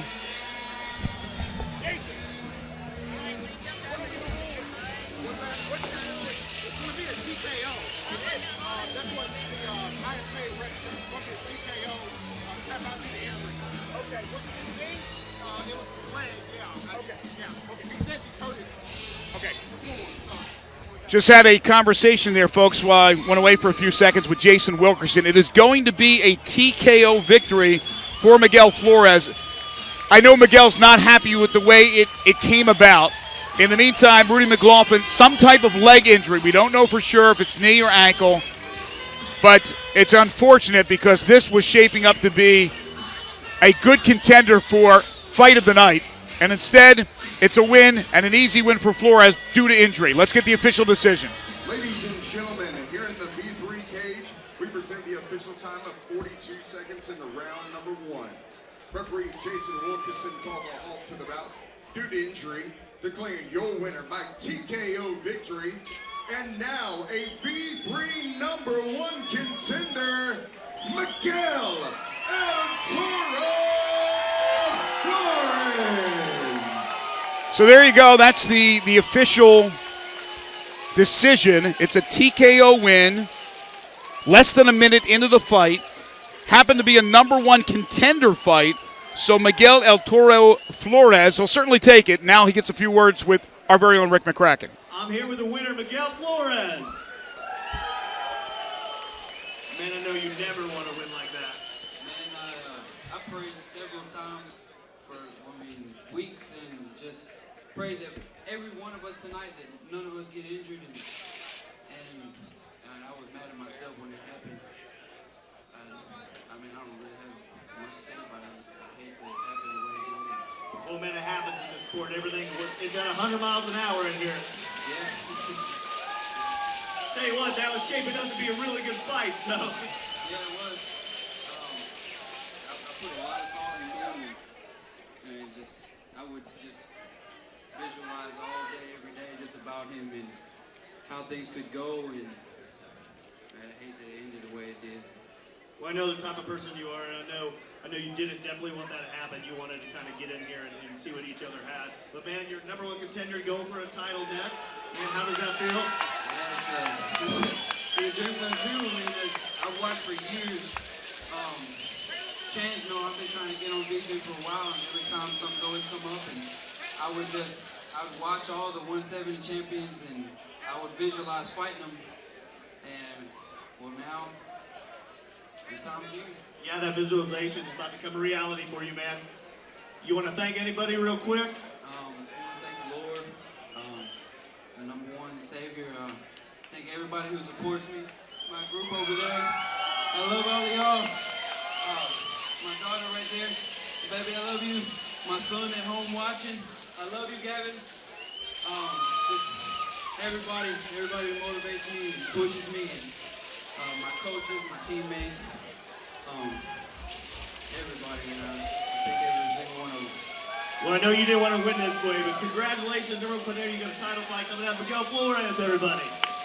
Thank you very much, Rick McCracken. The mechanic by day, Miguel El Toro Flores, will move on and face Caleb Miller at a date to be announced. Again, an unfortunate situation for Rudy McGloin, who falls to 9-7. We just hope for the best from Rudy the Beast McGloin. But Miguel El Toro Flores gets the win and improves to 5-1. Another quick intermission here at Minglewood Hall. We'll take it as well and come back with 3 fights to wrap up the night, including 2 titles on the line. So stay with us, folks. V3 fights continue after this. So check both of those out. V3 Legion. We'll see you in a few minutes.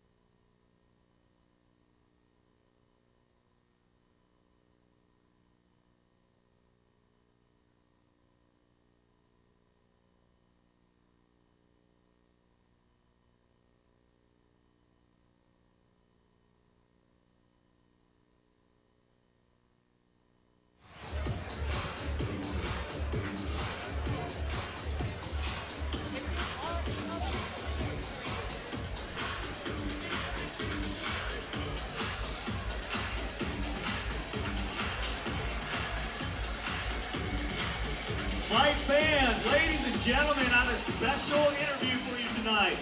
Please give a big V3 Fight fan welcome to UFC Pro Fighter Eric Koch.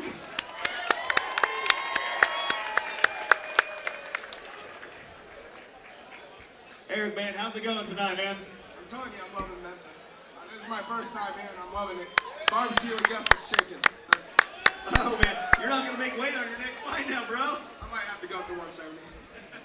Awesome, man. You had a big clinic yesterday in Memphis at Judo and Jiu-Jitsu. How did that go?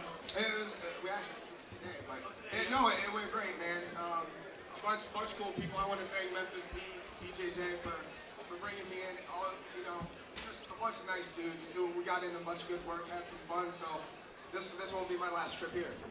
Well, awesome, man. 14-4. You've been a monster in the UFC cage, man. What big things do you have coming up?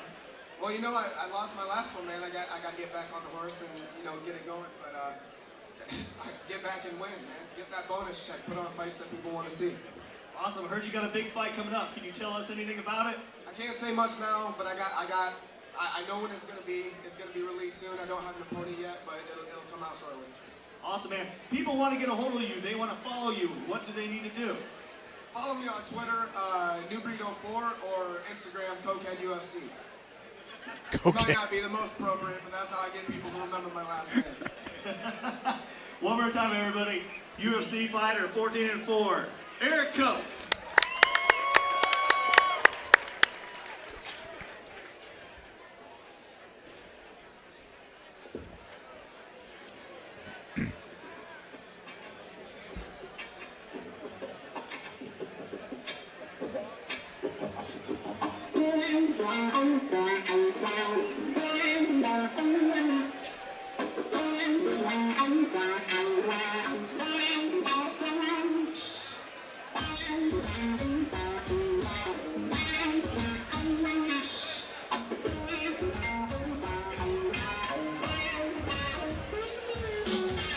And now, folks, a battle of unbeatens here at Minglewood Hall.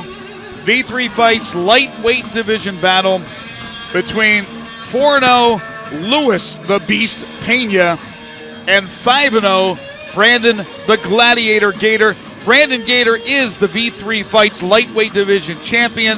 Originally, he was going to have a title defense tonight. That's not materialized, but he will have a stiff opponent going up against him, so Brandon Gator better be on his P's and Q's, because here comes Louis Peña in this non-title fight battle. Born in Naples, Italy, lives in Little Rock, Arkansas, fighting for Rock City MMA, trained by Nathan Kirby, with Nathan Kirby and Dave Smith in his corner.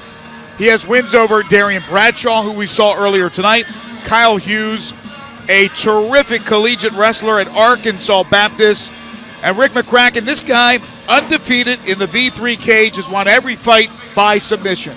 Man, I tell you, Louis Peña, man, this guy's super, super tough. He didn't make weight last night. He was a lower weight, so he's coming up in weight to fight Brandon Gator. I'll tell you what, this is going to be a crazy fight because Brandon Gator is a tough opponent. But I'll tell you what, Louis is awesome too. I can't wait to watch these two fights. Man, I'm excited about this. I was hoping this fight would happen. Louis Peña, 6'3", 160 pounds. Has a 5-pound weight advantage on his opponent, Brandon Gator.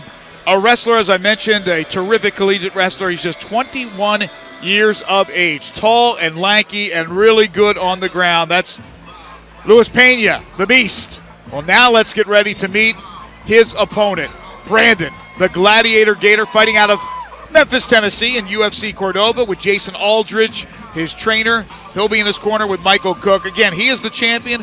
He retained his title, Rick, in January with a win over Jay Metters by unanimous decision. Won the title in November, knocking off Tyler Edwards. Man, Brandon Gator, this guy brings it all out there. He's got really good takedown defense. He's going to need that tonight versus Louis Peña. He's got really good strikes. He's just a tough fighter. He's got a great coach and great team behind him. So we're all excited to watch this go down. It's interesting because he has very good ground and pound, but if he takes it to the ground, which he's not afraid to do so, you have Peña with a good advantage with his wrestling skills. But again, Gator well-rounded. He's a freestyle fighter and does a little bit of everything. He is 5'11", 155 pounds. So again, he's given away 4 inches of height. He's certainly given away the reach to Luis Peña. He's 26 years of age. He has a degree from UT Knoxville, and he said he's preparing to go pro within a year. So certainly an important fight in the maturation of Brandon Gator. Yeah, I'm going to look for both of these guys to be real explosive. I think Luis is going to kind of hang back a little bit and try to look for that takedown because he definitely knows Brandon Gator has some power in those punches and kicks that he throws. Again, a V3Fights lightweight division battle. It's a non-title fight. The champion, Brandon Gator, not having to put his belt on the line here, but certainly not wanting to come up with his first L. He wants to remain undefeated.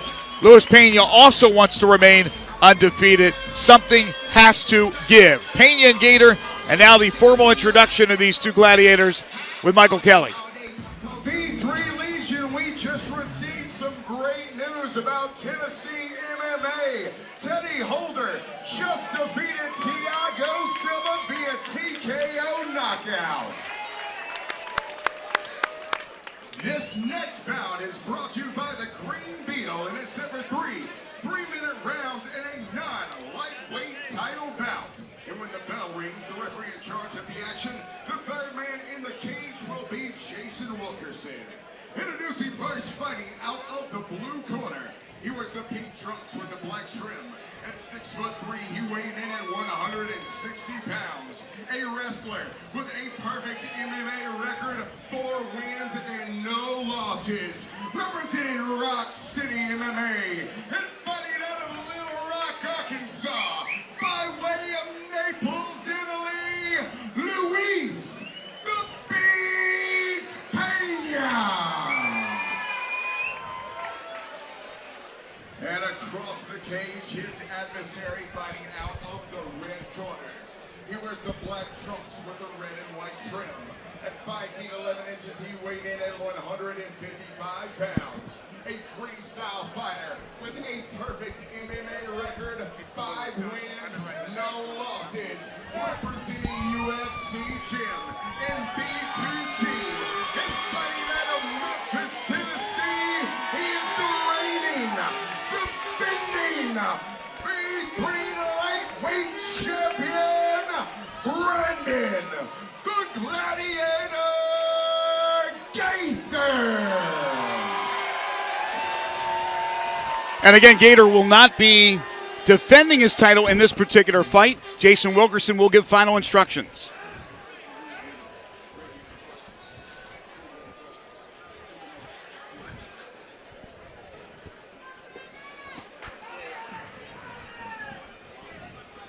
Scheduled for 3 rounds, 3 minutes apiece. Will it go the distance? Who will absorb their first loss? It's Peña and Gator. Round 1. Here we go. Man, Peña is just tall out there. He's real lanky and got some reach. No question about it. Has the advantage there with the height, with the reach. Will it make a difference, though? Gator very quick. To want to scrap a little bit early on. Good exchange right there to start this off. Again, as you said, Rick, to preview it, when will Peña look for his chance to take it to the ground? Right now he wants to show he can stand and fight with the best of them. Well, it looks like Gator wants to get it to the ground. I don't know if Gator's going to be able to take him down. Well, he finally spin to the ground, and oohs and ahs from the fans here at Minglewood Hall. And quickly, Gator right in the back of Peña. Wow, great scramble by both of these fighters. We'll shuck him right off. Now he's going to get a double body lock. And a takedown. Not a big slam, but back to the ground, and now Peña trying to get side control. Now a couple of shots from Peña. Some ground and pound. Big hits. That was wrapped right around his head and smacked him. Again, that reach, Rick, as you mentioned.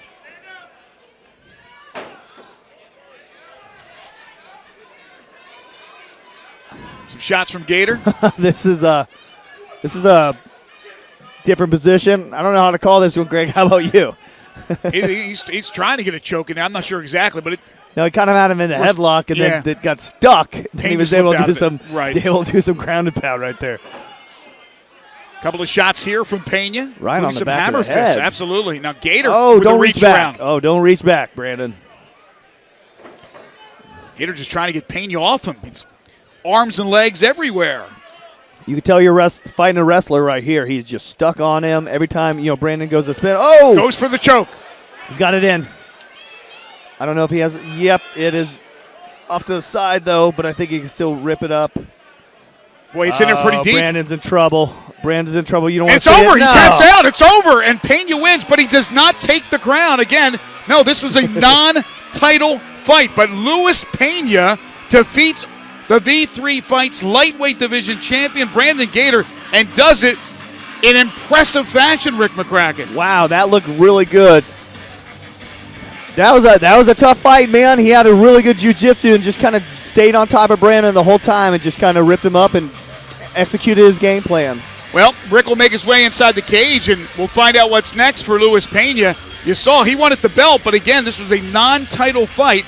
Nonetheless, Peña improves to 5-0, and that's the first loss for Brandon Gator. What a remarkable performance by Luis Peña. The Beast lived up to the name. Let's get the official time of the victory for Luis Peña with Michael Kelly. Ladies and gentlemen, here in the V3 cage, we present the official time in 2 minutes. 15 seconds in round number 1. Referee Jason Wilkerson calls a halt to the bout. Due to tap out via rear naked choke, declaring your winner, Luis the Beast Peña. Impressive performance by Mr. Peña. Rick McCracken now will make his way inside the cage, get a few words with our winner. Again, using that reach to his advantage, and a rear naked choke ends it at 2:15 of the first round. I'm here with the winner, Luis Peña. How'd that win feel, man? Pretty good, but I mean, it went for the title, so Yeah, man. Take me through what happened last night, man. I know everybody's dying to know. exactly, I didn't make weight. Well, you did make weight. Some fights got switched around, so I put you against Brandon. What did you think coming into this fight versus Brandon? I've been wanting this fight for a while. Brandon and I actually made our V3 debuts on the same card, and we were both undefeated, both won that night, and I just knew we would end up crossing paths eventually. I'm glad it happened, but we're definitely going to do this again. Well, yeah, it definitely looked like that fight needs to happen again. I mean, you want a shot at the title, obviously, after that. Obviously. Man, great jiu-jitsu. You kind of controlled it with your wrestling a little bit. Kind of take me through what happened right at the end there. I was sitting there and I was just peppering him with shots, and he opened up. The neck was there, so I took it. Was it in deep right away, or did you have to work it in? It was in pretty deep when I went for it. It was just a matter of getting him to the point where he cut. Well, I'll tell you what, it looks like we need to set this fight up again. You want to thank anybody real quick? Right now, I want to thank my coach, Nathan Kirby, my cornerman, Dave Smith, all the folks at Rock City MMA that helped me get ready for this. Of course, my loving family, my stepdad, David, my mom, Rose, fans back home, Amy, thank you. I'd just like to say, I'm sorry for missing weight, guys. It won't happen again, right? Your winner, Luis Peña. Job of a matchmaker is not easy. Channy Wason, the matchmaker for V3Fights, had a lot of scrambling to do last night and today. And as Luis Peña mentioned, he was originally supposed to fight Nick Dynamite Davis with a belt on the line. Actually, Davis was supposed to fight Blake Snow for Snow's title. That didn't happen. And then Peña was supposed to fight Davis, but Peña came in 15 pounds overweight, so a lot of shifting by Channy Wason got Peña on the card to fight Gator. And again, a non-title fight, but Peña with an impressive victory. So again, a job of a matchmaker is not easy, but an impressive job by Channy Wason and an impressive job by Luis Peña. When we come back, the V3 Heavyweight Division Championship.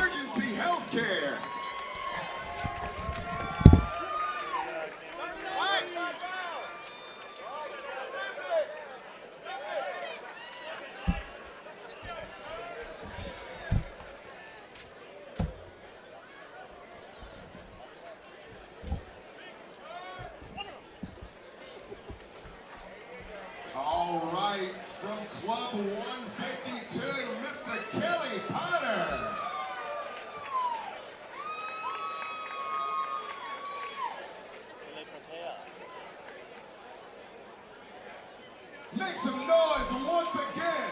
Club 152, very own Kelly Potter.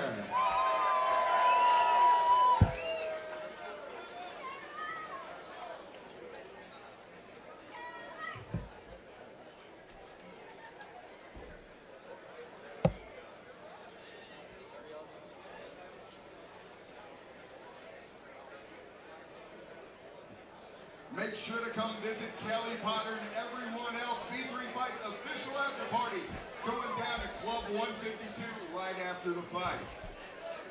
All right, from Budweiser, make some noise for AJ.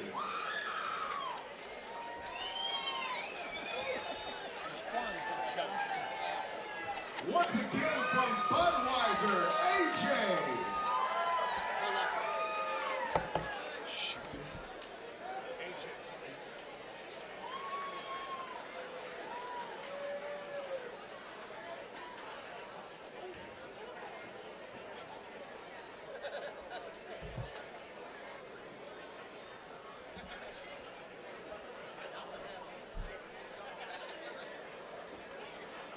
Next, from Platinum Jewelers, Karen Hudson.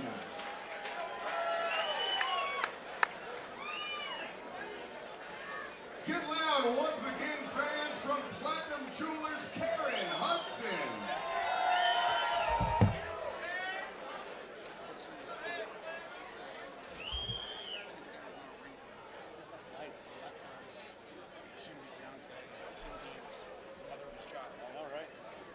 She's awesome too.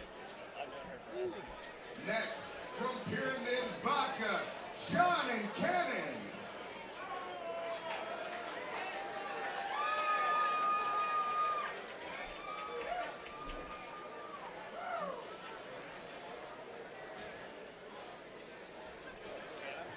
Make sure when you go to 152 tonight and when you hit all the bars to drink Pyramid Vodka, make some noise once again for John and Cannon.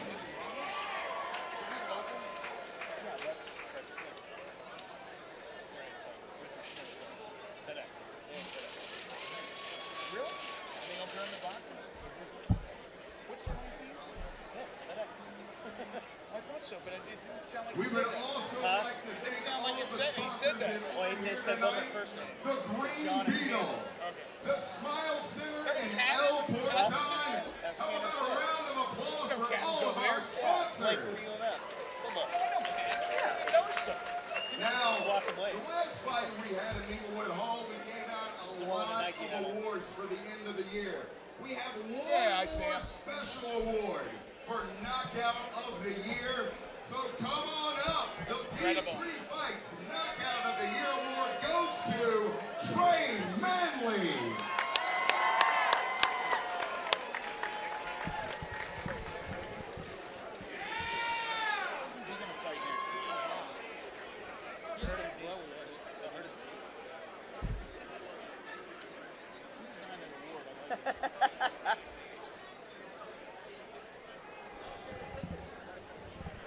Make some noise once again for the Knockout of the Year winner, Trey Manley.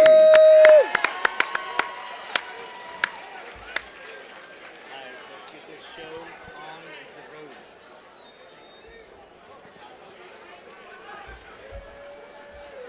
What's wrong?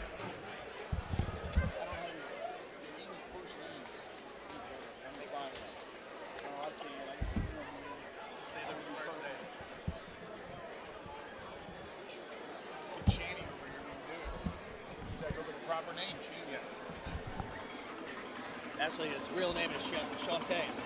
Yeah, but you go. We can get him. I get him by. I get him in the corner. You ain't getting them in time.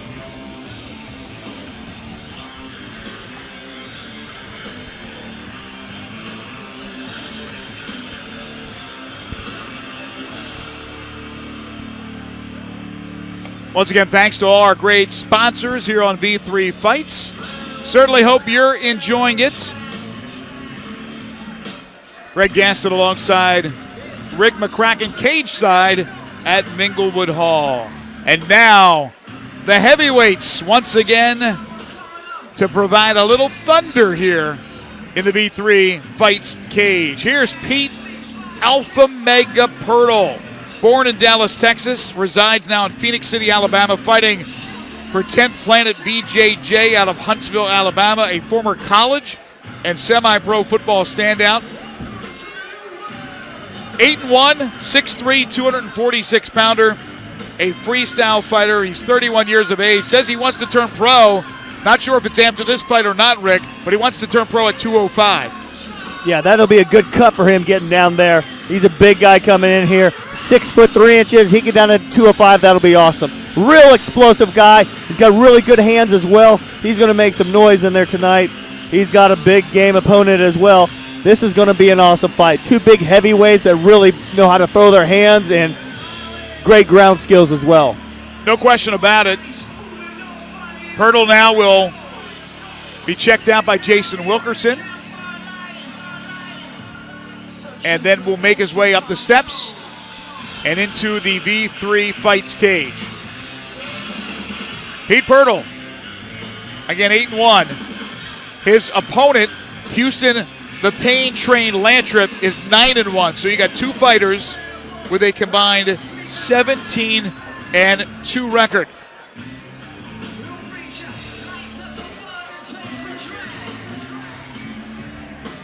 Pete will have Salvador Garcia, Josh McMurky in his corner. And now the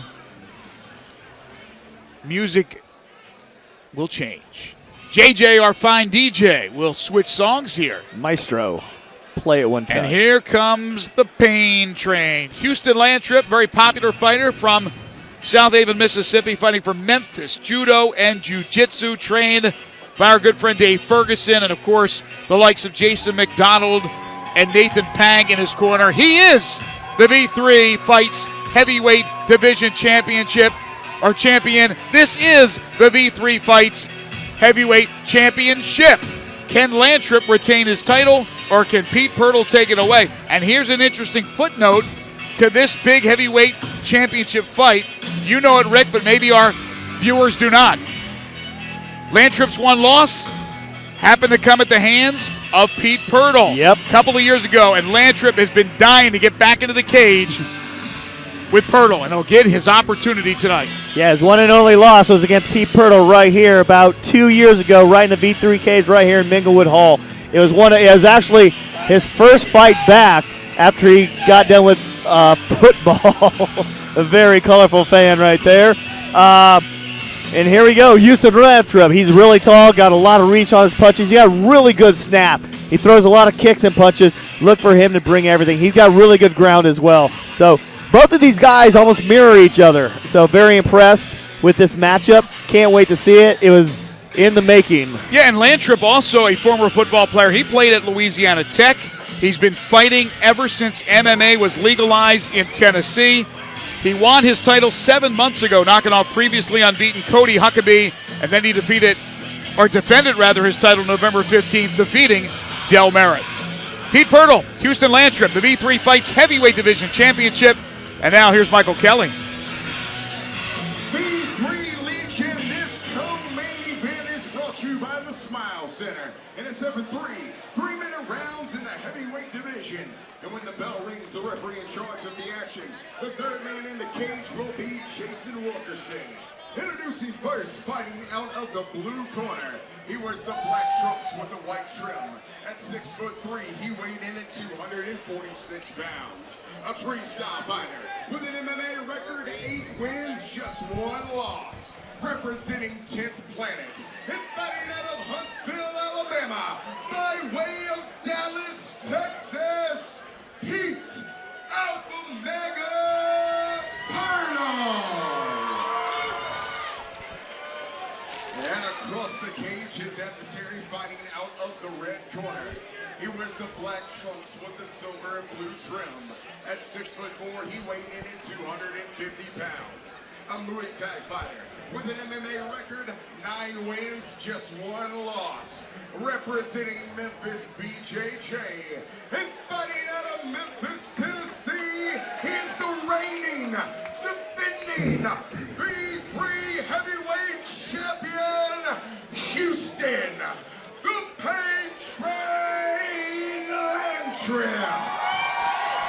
Jason Wilkerson will be the third huge man inside the cage. Final instructions for the two fighters.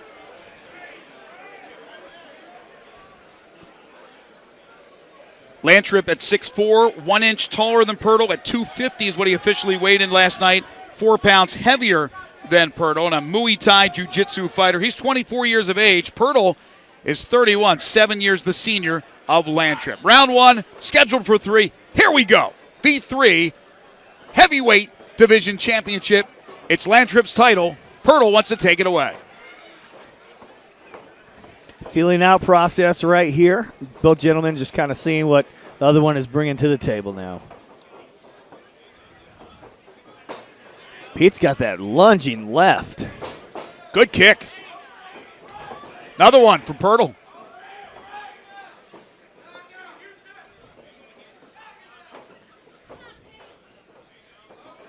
These heavyweight fights, all it takes is one.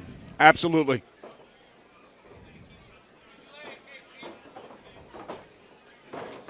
Both kick at the same exact time, same result. Good lead left there by Lantrip, but nothing to follow it up. Again, a lead lunging right by Lantrip. No combinations yet from either fighter.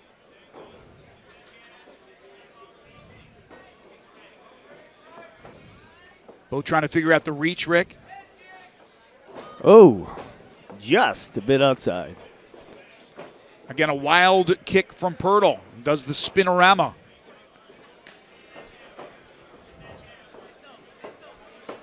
Sometimes it takes a while to figure out that reach, both with your kicks and your obviously your punches. Here comes a little exchange. Yeah, Purtle missed with that wild left, though. And then Lantrip misses with his left.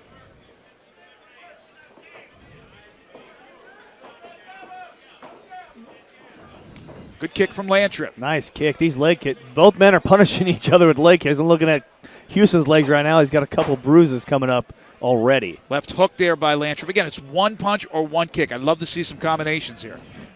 But neither one wants to make that big mistake. Now they're in the clinch. Knee from Purtle. Another knee. Now Purtle looking for the takedown. He's going to get it. Oh, but it's nice. Lantrip falling on top of Purtle. Now Houston kicked off of the cage right into a takedown. Beautiful, man. Beautiful.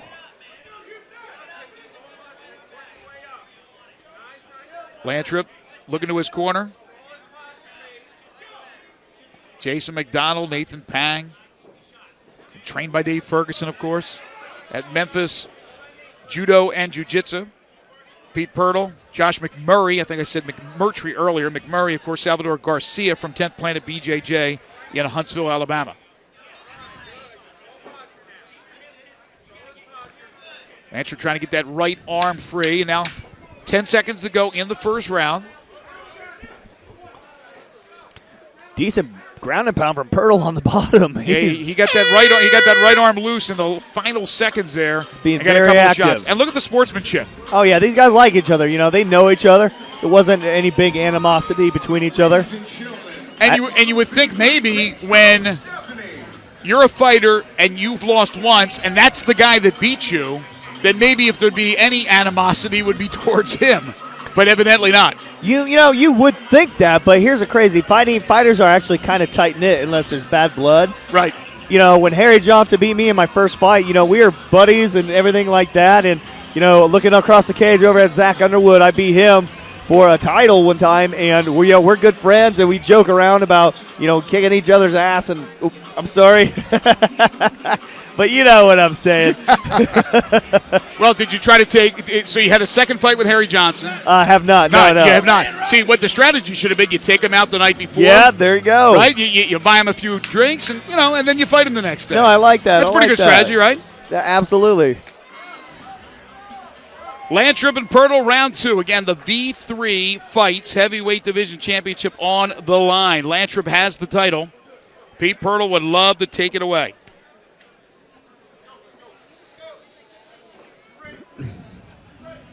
Round 2, here we go.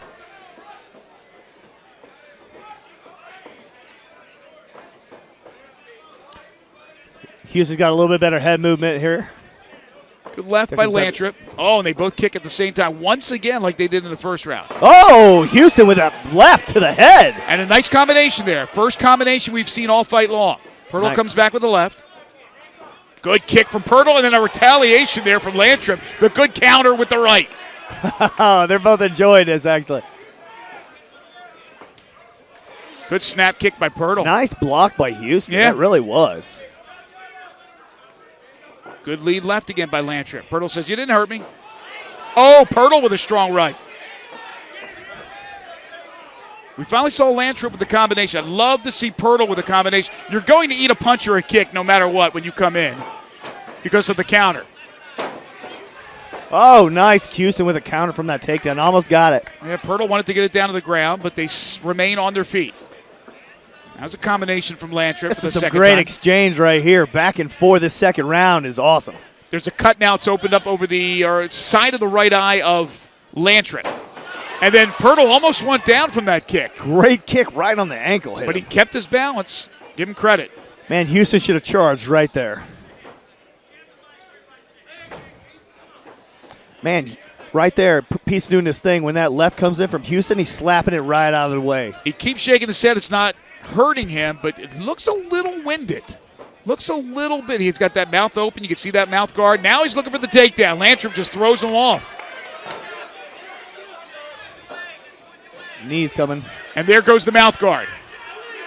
And they'll call the timeout right before Lantrip landed the kick. Jason Wilkerson saw the mouth guard come out. And I was wondering if that was purposely done because he needed to get a little breather. He may have needed it. He looks a little tired right here. He does. I think Houston smells some blood. Lantrip, good right. Purtle is definitely winded. There's no question about it. Lantrip, the champion. Let's see what he can do here in the latter part of the second round.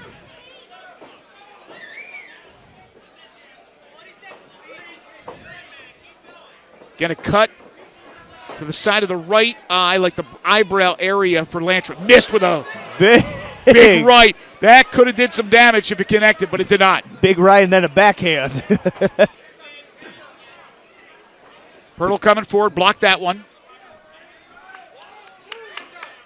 Whoa, that was close. That almost was hit him right in the nose. Yeah, there's a good right from Lantrip, or a good leg, I should say. Good kick. Oh, Houston got hit. Right on the side of the jaw, man. Perfect hit by Pete there. Seconds to go in the second round. Good up kick there from Purtle, and then he gets kicked. Good active second round, and again, great sportsmanship between the two. They remain on their feet pretty much for the whole round. Man, very exciting. You love to see fights like that right there, man. Couple of heavyweights taking some punches, and we will go to a third round. Will it be a decision or not? If it's a decision, it'll go to Cedric Hampton. Mark Beck with Clint Kolosinski. Earlier tonight, we had a controversial split decision. And as I said, Rick, when you were heading to the cage to do your interview, try not to let it go to the judges' scorecards. As you know, as a former fighter, you don't know what they're thinking. You don't know what they're watching. Is it the same fight we're watching? So you got to make sure if you can end this thing before it goes to the cards, because you can take nothing for granted. Well, yeah, it is the same fight we are watching, but we don't know the criteria that's going on in their head. Obviously, in that one fight, that was a split decision. I called it, and the fighters, they thought it was the opposite way as well. But, you know, it's tried and true. Don't let it go to the judges. Right now, I have it. The first round was up for grab versus these two, but I think Houston definitely won that second round. And let's see how Purtle responds, because he looked winded midway through that second round. Round three. Here we go. The decisive round in this V3 Fights Heavyweight Division Championship. Again, Lantrip is the V3 Fights champ. Will he successfully defend it like he did against Del Merritt back on November 15th? Good kick from Lantrip. And now he catches a Purtle kick. Thought he might wanted to take it down there, Rick, for a second.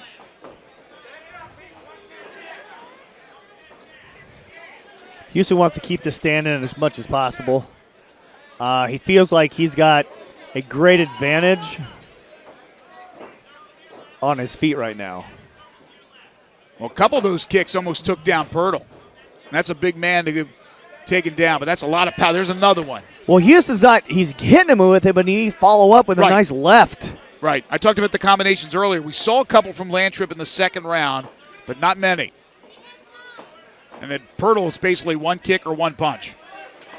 Right there. He could have hit him with the left right there. Good counter from Purtle. Lantrip slipped right on top of us now. Let's see if Purtle can get this thing to the ground. Trying his best to take it down. There's a good knee from Purtle. Oh, nice There's hit. a combination from Purtle. The knee and then the right hand. He came back with the left. Each exchanging some body shots now. And Lantrip wanted no part of that. He gets out of the way. Now he wants it in the middle of the cage. Lantrip looks really tired right now. And now he looks no worse for the wear. Third round is a heavyweight. Oh, how about that? Backhand. Third round is a heavyweight nightmare, man. Overhand left off the mark by Purtle. Two pretty tired giants. Purtle 246, Lantrip at 250. Another strong kick from Lantrip. Man, it looked like Pete's winning this round right here. Has been aggressive, had Lantrip against the side, had a takedown attempt, and then got a nice combination and flurry right over here right in front of us. He needs to finish strong, though, Rick. That's a good kick from Purtle. Good combination from Purtle.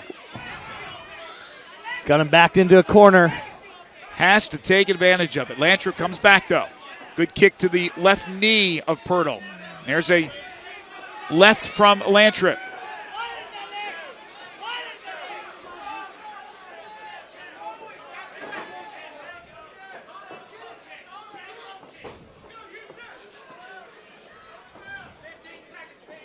Fight still wide open, in my opinion. Yeah, anybody's fight right here, man. Can anyone steal it in the final 10 seconds? Oh, these are one of those fights that you wanted to see go 5 rounds. Lantrip landed a big right there. Purtle with a nice combination. Left and right. Purtle, What a great. that's what I mean. Purtle could have stole it there at the end. We don't know. We will find out in a few moments. Good round for Purtle. How do you see the fight overall? Man, oh, that is so tough, man. Honestly, I think Pert won that last round. I think Pete won that last round. And that first round I thought was kind of up for grabs. I really couldn't call it. I give 1 round to Houston. I give 1 round to Pete. And I don't know. It's a draw in my eyes right here. All right, we'll see. We'll know in just a few moments. Rick McCracken will make his way to the cage, and he'll speak to our winner. Houston Lantrip is the defending champion. He owns the V3Fights heavyweight division title. He wants to retain that title. Meanwhile, Pete Purtle is trying to take it away. Remember, Purtle has given Lantrip his only blemish a couple of years ago. Lantrip wanted another shot at Purtle. Did he bite off more than he could chew? Or did he do enough tonight in the eyes of the judges? Those judges, once again, Mark Beckwith, Clint Kolosinski, and Cedric Hampton.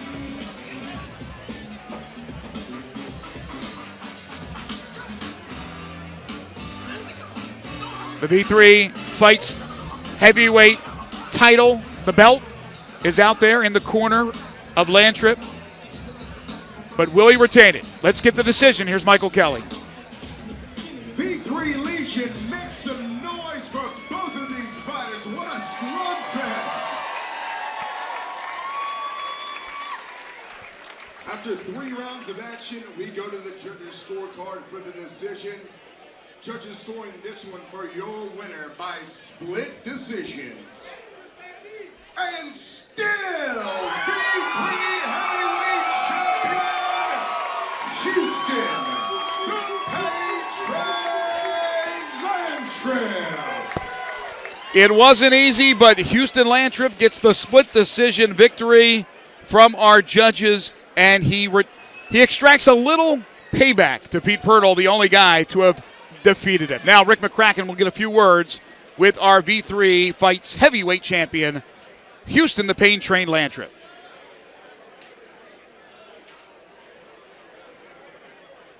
I'm here with the winner, Houston Lantrip. How you feel after that one, man? I feel beat up. That was a tough fight. Not many people get to avenge one of their losses, and you just did. Yeah, it was nice. I was taking it as any other fight, though. I just wanted to come out here and put on a show. Tell you what, man, you guys were toe-to-toe in that second round. Man, shot after shot after shot. No, you got rocked a couple times, he got rocked a couple times, kept coming forward, man. Take me through that second round a little bit, if you can remember it. Yeah, he did. Second and third round, he hit me with a couple. But, I was just trying to stay in on him and just outstrike one of them. That was a close-ass fight. I could have gone any way, but I'm glad I got the W. Man, congratulations. I know you got some big news coming up. Well, what's your next move here? I'm going pro, man. Well, best of luck to you in the pro ranks. Man, you want to thank anybody out there? Oh, my family and friends, definitely my coaches, my training partners, Tate Holder. He was in there every day with me training in this fight. And he beat Thiago Silva tonight. I don't know if y'all heard that, but knocked him out in the first round. So I want to give a shout out to him for that. And we helped me get ready for this fight. Man, well, congratulations. I want to thank my one sponsor, Iron Jaw. They hooked me up with this nice little mouthpiece here. Well, hopefully after this fight, when you go pro, you get some more sponsors there, right? Yeah, hopefully. Sponsors, get it. Well, there you go. Your winner tonight, Houston Lantrip.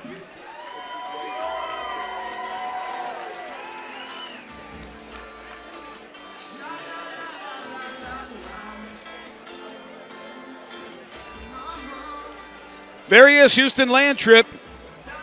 Still champion, but again, he's going to give up that belt because, as you heard and as we talked about before the fight, Lantrip, win or lose, was turning professional, and now will turn pro with a 10-1 amateur record and a couple of defenses of his V3 Fights Heavyweight Championship. So congratulations to the Pain Train, a terrific co-main event, and now we'll get ready for our main event of the evening, the interim V3 Fights Featherweight Division Champion. It's coming up next.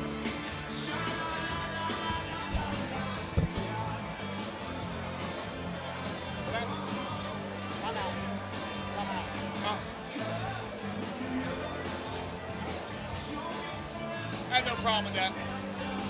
I had no problem with that. Yeah.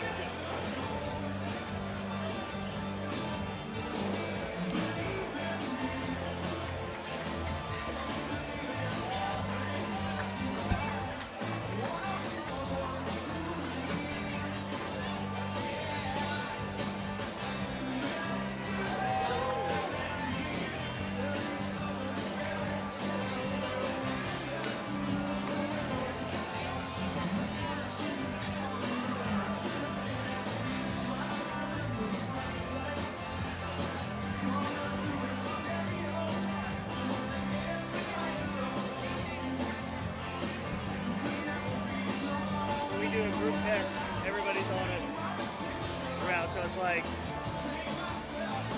probably 100 text messages already tonight. But look, Fire just lost, put a hole in the wall back there. I'm like,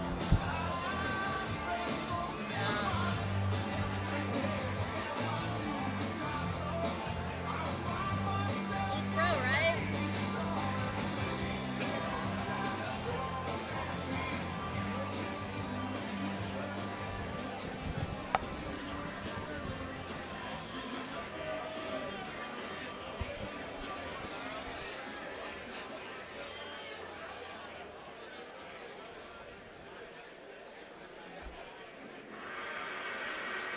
Jason Alicia were making faces up. It's really funny because Jason's over there like talking to whatever, and Courtney's like, oh yeah, he was like, this one's fine.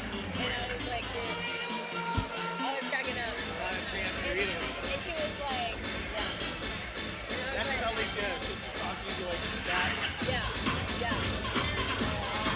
was like, I don't feel like he's really understanding I'll tell you the funniest story. Time now for our main event of the evening, the interim V3 Fights Featherweight Division Championship between Patrick Crumpton and Nick Dynamite Davis. The V3 Fights Featherweight Division Champion is Blake Snow. The winner will fight Snow at a date to be determined. Patrick Crumpton from Nashville, Tennessee, and Pound for Pound Gym. We've talked about them a number of times tonight, fighting out of Pound for Pound in Nashville, Tennessee, trained by Brandon Bolton. Well, Brandon Bolton and his brother, Chris Crumpton, who is another fighter in his corner. He's been fighting now for about 2.5 years.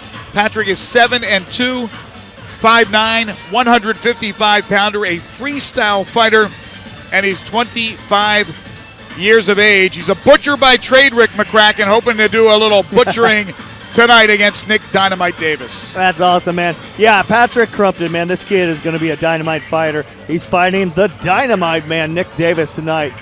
He stepped up and took this fight. There's little weight switcheroo that we had earlier. Somebody didn't make weight. This guy came in. He's got a lot of awesome heroes. Bruce Lee, man, GSP. Pretty good hero. I like that. But yeah, he comes in. He's a freestyle fighter. He's got a lot of different things he could do inside the cage. 7-2. He's got a really good record. So he's putting it all out here versus the champions, just thrown into a title fight with 1 day notice. Yeah, I like the point you made. Here's Patrick Crumpton, as we did have a little switcheroo, but that was a great job by our matchmaker, Chaney Wason, to get it together and have this terrific card that you're watching here, folks. And Patrick, we give him credit for taking on a different opponent, but in the same token, we give Nick Dynamite Davis a lot of credit. He expected one guy, he trained for one guy, and he turns around in less than 24 hours and is fighting a different guy. So it's even in that sense. Crumpton didn't know he was fighting Davis. Davis didn't know he was fighting Crumpton, but we do know the winner is going to get a chance at Blake Snow, so this is pivotal. Yep, and here we go. Nick Dynamite Davis from Memphis, Tennessee, but he was born in Camden, Tennessee, fighting for UFC Germantown. Works out a lot with Trey Manley, who earlier tonight received the Knockout of the Year award from V3Fights. Austin Lyons as well. He'll have Anthony Jones and Jake Underwood in his corner. Now, to prepare for this fight, he also went to an American top team in Atlanta to train. He did lose a title fight. He had a title fight before with V3Fights, lost to Jesse James Wallace, so this is his second opportunity. And Davis is a crafty veteran. He's been around, Rick, as you know, fighting since MMA was legalized in Tennessee. He's a jiu-jitsu specialist, has 30 fights under his belt. He's 20-10, 6-1 in the V3Fights cage. 6 foot, 146-pounder. He'll certainly have the reach and the height advantage. He's 23 years of age, and he calls his style relentless. Yeah, I'll tell you. Let me correct you on something, Greg. He has been fighting before MMA has been legalized in MMA. I'll tell you what, this guy's got 30 fights already. Man, he just loves the fight. He gets in there. He's a great guy. He really is. He's super nice, man. And he's a character. It's great. Nick is a fan of everybody, and everybody's his fan. So he's got a lot of skills. Got jiu-jitsu skills. Got really good striking. So he's going to bring it in. I think Patrick has his hands full tonight with Nick Davis. When did he start as far as his age is concerned? At 23 years old. And as you mentioned, he started fighting before it was legal, although you consider him, like Houston Lantrip, one of the pioneers in Tennessee MMA. Yeah, man, I remember one of our first shows we had at Newbies, and he was on the card at that show. So, you know, he fought in probably the first, second, or third show that we've ever thrown. He come up from Union City. I believe Jake the Underwoods were his coach there as well. So he's a popular fighter, good fighter for V3Fights, and now he'll get his chance against Patrick Crumpton. Another opportunity for Dynamite and an opportunity tonight for Patrick Crumpton. Let's get the formal introduction of these two warriors in our main event. Here's Michael Kelly. Here we go, V3 Legion. This main event and championship bout is brought to you by Budweiser and is set for 3-minute rounds for the interim V3 featherweight title. And when the bell rings, the referee in charge of the action, the third man in the cage, will be Jason Wilkerson. Introducing first, fighting out of the blue corner. He wears the black trunks with the white trim. At 5 feet 9 inches, he weighed in at 155 pounds. A freestyle fighter with an MMA record of 7 wins and 2 losses. Representing pound for pound. And fighting out of Nashville, Tennessee, Patrick Crumpton. And across the cage, his adversary fighting out of the red corner. He wears the red trunks with the black trim. At 6 feet even, he weighed in at 146 pounds. A relentless fighter with an MMA record of 20 wins and 10 losses. Representing UFC Gym Germantown and fighting out of Memphis, Tennessee, Nick Dynamite Davis. Thank you very much, Michael Kelly. Jason Wilkerson, final instructions for the two fighters.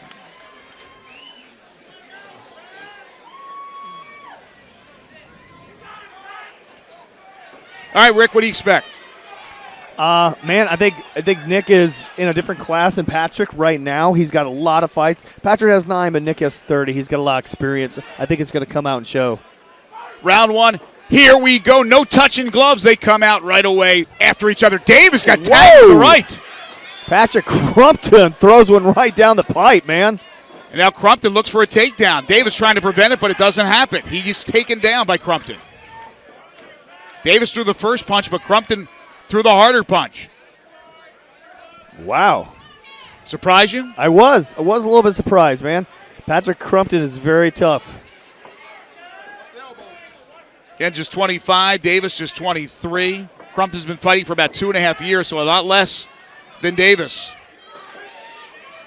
Pound for pound gym in Nashville, Tennessee. They've had a good night. Nick Dynamite Davis for UFC Germantown. So Nick's got to get out of that position. He can't keep taking these knees to the back and side of the ribs. Crumpton has him almost in a pretzel. Well, position. it's a wrestling move. It's called the cradle. He's got him in the cradle right now. Yeah, but he's not rocking a baby. He's rocking his back with those knees. Crumpton with a game plan, and so far executing it well. Let's see what Davis can do. Crumpton is very strong. Look at the strength. He's kind of manhandling Nick Davis right now. Davis trying to unleash a little ground and pound. Very tough from the angle he was in. Davis kind of working over. He's got to spin into him. He can't get caught on this choke. Crumpton trying to rear naked. It's in on him. Oh, Davis turning into him. Good Davis job. with a good pound right there. Couple of elbows, couple of solid hammer fists. Again, Crumpton's going to try one more time, but Davis has that chin down. Right in front of us. What do you see, Rick? Man, Davis is doing a real good job of blocking those arms coming in. You know, but it's just a matter of time sometimes before that rear naked gets caught. You can't just sit in that position. You got to turn out and move quick. You just can't stop one and just leave your chin right there again. Oh, he gave up his back for a second. Crumpton's still working hard now. Nick Davis needs to get that right arm through. Get that right arm through the side of him and kind of go around his body and get him back down. Again, the interim V3 Fights Featherweight Division Championship, Crumpton and Davis. The winner will get Blake Snow. Tell you what, good body lock by Crumpton right now. He's kind of controlling Nick pretty good. He's not letting Nick out of this bad position that he's in. He's kind of has his side and his back the whole time. Incredible skilled fighter, Crumpton. Jiu-jitsu skills. Oh, yeah, man. He's got distance skill. You know, he came in, real underrated. I didn't know much about him. Kind of assumed that Nick had a lot more skill. But I tell you what, both of these fighters have a good amount of skill. Final seconds, round number 1, and that'll do it. And a strong round for Crumpton. But I'll tell you what, Nick Davis will go over to his corner, talk to Anthony Jones, Jake Underwood, and they're going to strategize, no doubt about it, and figure out what they can do because maybe this was something they didn't expect. Yeah, I don't think they did, really. Crumpton came out and threw that right down the pipe and hit Nick right in the face. It kind of dropped him a little bit, kind of wobbled him for a second. Well, I'll tell you what, Nick recovered and then got in some bad positions jiu-jitsu-wise and just wasn't able to come back and he's been in a bad position this whole first round. So Crumpton with a strong first round. Let's see if it continues in round number 2. The Nashville product versus the local guy, Nick Davis, who hails now from Memphis but was born in Camden, Tennessee. Ice in the back of his neck. Man, that's the best feeling right there. Your body's at about 110 degrees. Everything's running on top. And, man, that ice feels amazing. Remember, the fight started out with Davis with the first punch, but Crumpton with the harder punch, and then they went to the ground, and that's when Crumpton tried at least 3 times with the rear naked. Unsuccessful, but controlled the first round for the most part. Round 2 now, here we go again. Davis comes in, throws a punch, Crumpton counters. Crumpton just has really tight. Good right by crisp, Davis. Oh, man, hit him good, but he's got really crisp, tight punches. But Crumpton unfazed. He wants to take it down. Nick Davis wants to try to get it back up. And Crumpton is going to will his way here. Strong 155-pounder. Yeah, he's really strong. And I tell you what, he has a good takedown.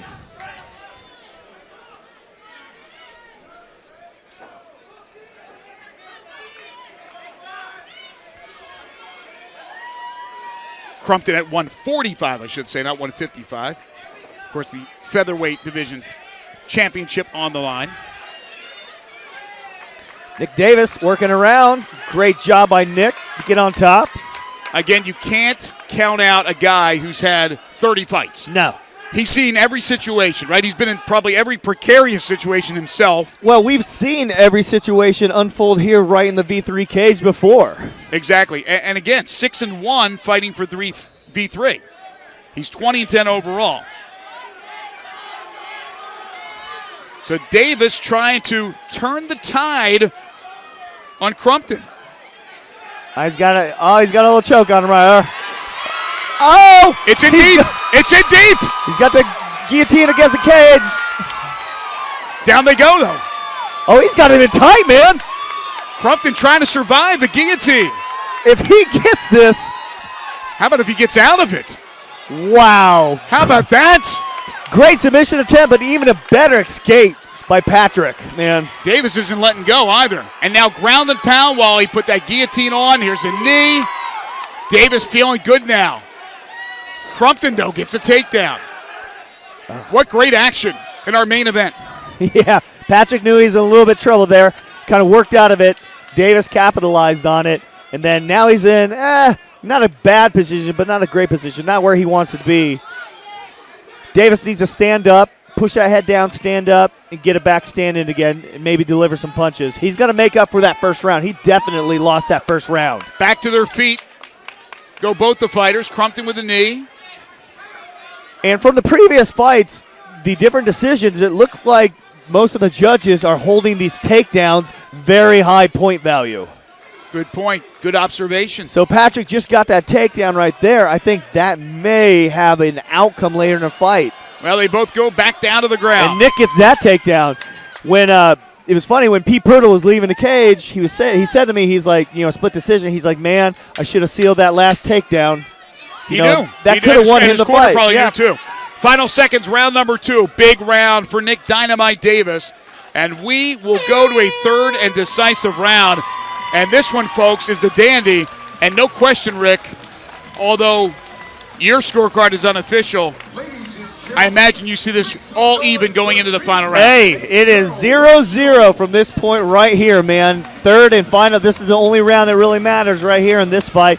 I got a 1-1 for Patrick Crumpton. He dominated that first round. Nick came back a little more fiery in the second round. I think he didn't edge him out, but he definitely got that second round. So I got it 1-1 right here. It looks like Nick has got a little bit more energy than Patrick right now. So we're going to see who, a big punch could kind of help out and kind of seal this fight for either fighter and swing it over.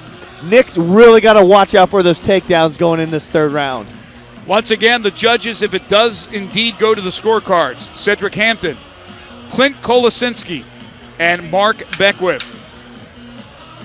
At stake, the V3 Fights interim featherweight division championship. The winner will take on the V3 Fights 145-pound champion Blake Snow at a date to be determined. Round 3, here we go. Don't go anywhere, folks. There you go, Crumpton, right on cue, as you were talking about. Big takedown, big slam for Crumpton. Oh, that hurt in both. That hurt pain-wise, and that helped on hurt on the scorecards. That is the one thing Nick Davis had to avoid. And he took him down. Well, you said you have to avoid it, and it happened. So now Crumpton trying to take advantage of. He has his He's back a little now. high. He's high. Yeah, nice move by Nick Davis. He felt Crumpton get a little high on him, kind of shucked him right over the top. Davis gets loose now. Crumpton wants him back down. Davis has got to do something. He's got to make up for that takedown. Patrick had a monster takedown right at the beginning of the first round. Some ground and pound now. Man, he's got to score. Got to score. If not, Patrick could steal this title from him. And he'll score with that ground and pound. There's no question about it, but will he score enough? What is Crumpton trying to do here, Rick? Crumpton looks a little tired. He's trying to get his face away so he won't get punched in it, of course. He's trying to get back up to the base where he could take Nick Davis back down and kind of reverse this. And he's kind of doing it right here. Nick's got to stand up, bring this back out, avoid a takedown, and start a striking war again. Both are good strikers, but can they get free of one another, or will it go back to the ground? Well, Davis wants to get it back to the ground, reaching for the ankle of Crumpton. He's unable to do it. Crumpton keeps him at bay. Good knee by Davis, but he caught it. Man, Nick, he just needs to push away. Now he's gave Crumpton a single leg. I don't think Nick has scored enough points to negate that takedown that Crumpton had at the beginning of the fight. Crumpton's tired. I'd hate to be a judge right now if it goes to the cards. It's tight. It's really tight. Crumpton Third round. Crumpton is very tired right now. Davis looks pretty winded as well. It's been a battle from the start. Seconds in. Davis looks for the takedown. There it is. Takedown number 2. And a soft takedown, but a takedown nonetheless. Davis trying to get out of it. Crumpton holding on. Now some pounding going on by Davis. He's scoring every time he connects here. Crumpton's just holding on to his leg. Crumpton, now he has his back. Uh-oh. Now Crumpton going for a rear naked. This could do it in for Nick Davis right here. Davis, gave up no, his he back. got away from it. He got out of it. Fans in a frenzy here at Minglewood Hall.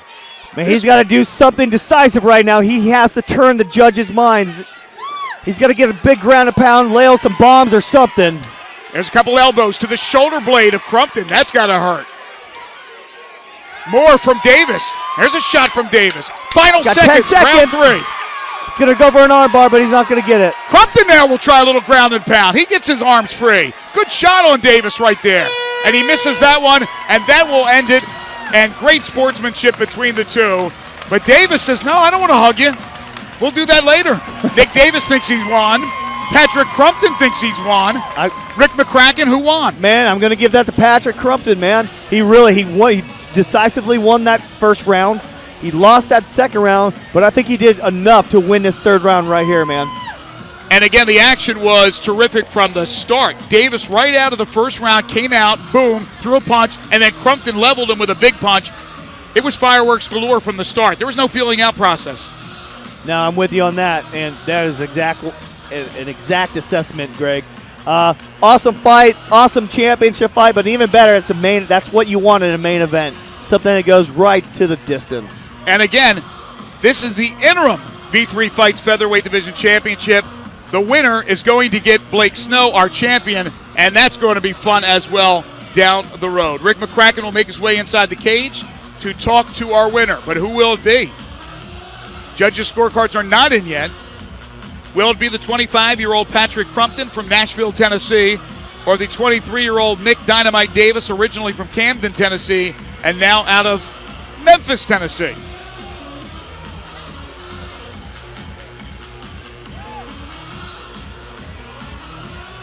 We certainly hope you've enjoyed this great evening of V3 Fights.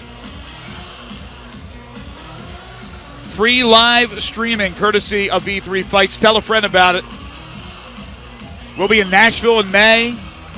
We'll come to a neighborhood near you. There's no question about it.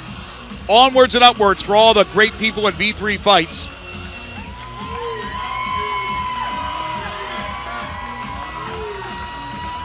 And we finally have the cards in. A decision has been made. Let's get that decision. Is it Davis? Is it Crumpton? For the interim V3 Fights Featherweight Division Championship. And again, hats off to both these fighters, Crumpton and Davis. They were expecting to fight different opponents. Things got changed around a little bit, and we give them a lot of credit for coming out, fighting each other, really not having been able to do any homework on each other in a short period of time. Now let's get the decision. Let's go inside the cage to our very own Michael Kelly. V3 Legion, make some noise for both of these warriors. What a fight! After 3 rounds of action, we go to the judges' scorecard for the decision. The judges declare this one winner by split decision. And new V3 Interim Featherweight Champion, Nick Davis.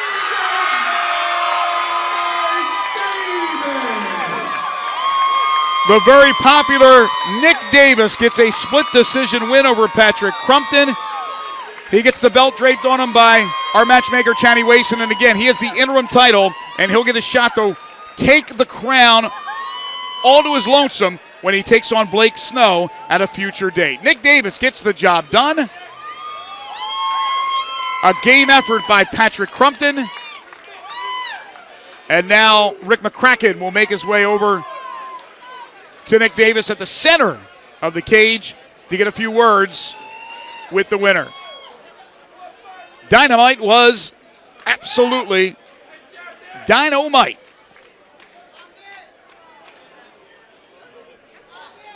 There we go, Nick Davis. Woo, that was a war, baby. Big thanks to V3 for the opportunity, man. They're always giving me fun fights. Big thanks to everybody coming out, guys. It was awesome performing for the V3 Legion again, guys. Tell you what, man, Patrick Crumpton took that on 1 day notice. He was training for another fight, but he took it because of some weight issues from another opponent. But man, that was a good fight, man. The past 24 hours have been the toughest 24 hours of my whole fight career so far, with all the opponent changes, weight misses, new opponents, 10 pounds above my weight class. It's been crazy, man, but it's been a blessing. I feel great, guys. Tell you what, you never miss weight. Is it because of that Ultimate Foods on your head there? Hey, big thanks to Ultimate Food. This was my best training camp I put together. Stayed energized the whole training camp. My weight came off awesome. I cannot wait for the next one, guys. Awesome. Take me through the fight, man. Second round, insane. Hey, man, Patrick Crumpton brings it. This is one of those fights I didn't really know much about it before the fight. I mean, we took it on like a few hours' notice, and man, he's definitely game. He's strong. He's good takedowns and everything. The kid's a force. And you guys are going back and forth on submission attempts. So, man, awesome fight. Enjoyed watching it. I'm sure the fans did. Anything else you want to say? Thanks to anybody? If I could get a big boom on 3, that would be great, guys. Ready? 1, 2, 3. That's what I'm talking about, guys. I have a few more shirts available if you want one. Meet me. Can't come in the back, but meet me right by the back. I'll get everybody suited up, guys. Big thanks to everybody coming out. It's been an honor, guys. One more time, the always character, Nick Dynamite Davis. Keep the prayers going for Craven, guys. I know he's watching. Big shout out to Justin Craven. He's made big progress over the past few days and weeks, and we're pulling for you, bro. God bless. Thank you, Nick. Well said, Nick. And again, as I first thought, Crumpton was at 155 for that fight. So a lot of credit to both Crumpton and Davis. They didn't know their opponents. They had different opponents scheduled, and they put on quite the show in our main event. And quite the card once again for V3 Fights. We thank our cage announcer, Michael Kelly, for another bang-up job. We thank you folks for watching. For my partner, Rick McCracken, for our producer, Mark King, for the president of V3 Fights, Nick Harmeyer, and all the great folks at V3 Fights, I'm Greg Gaston saying so long from Memphis, Tennessee, and Minglewood Hall.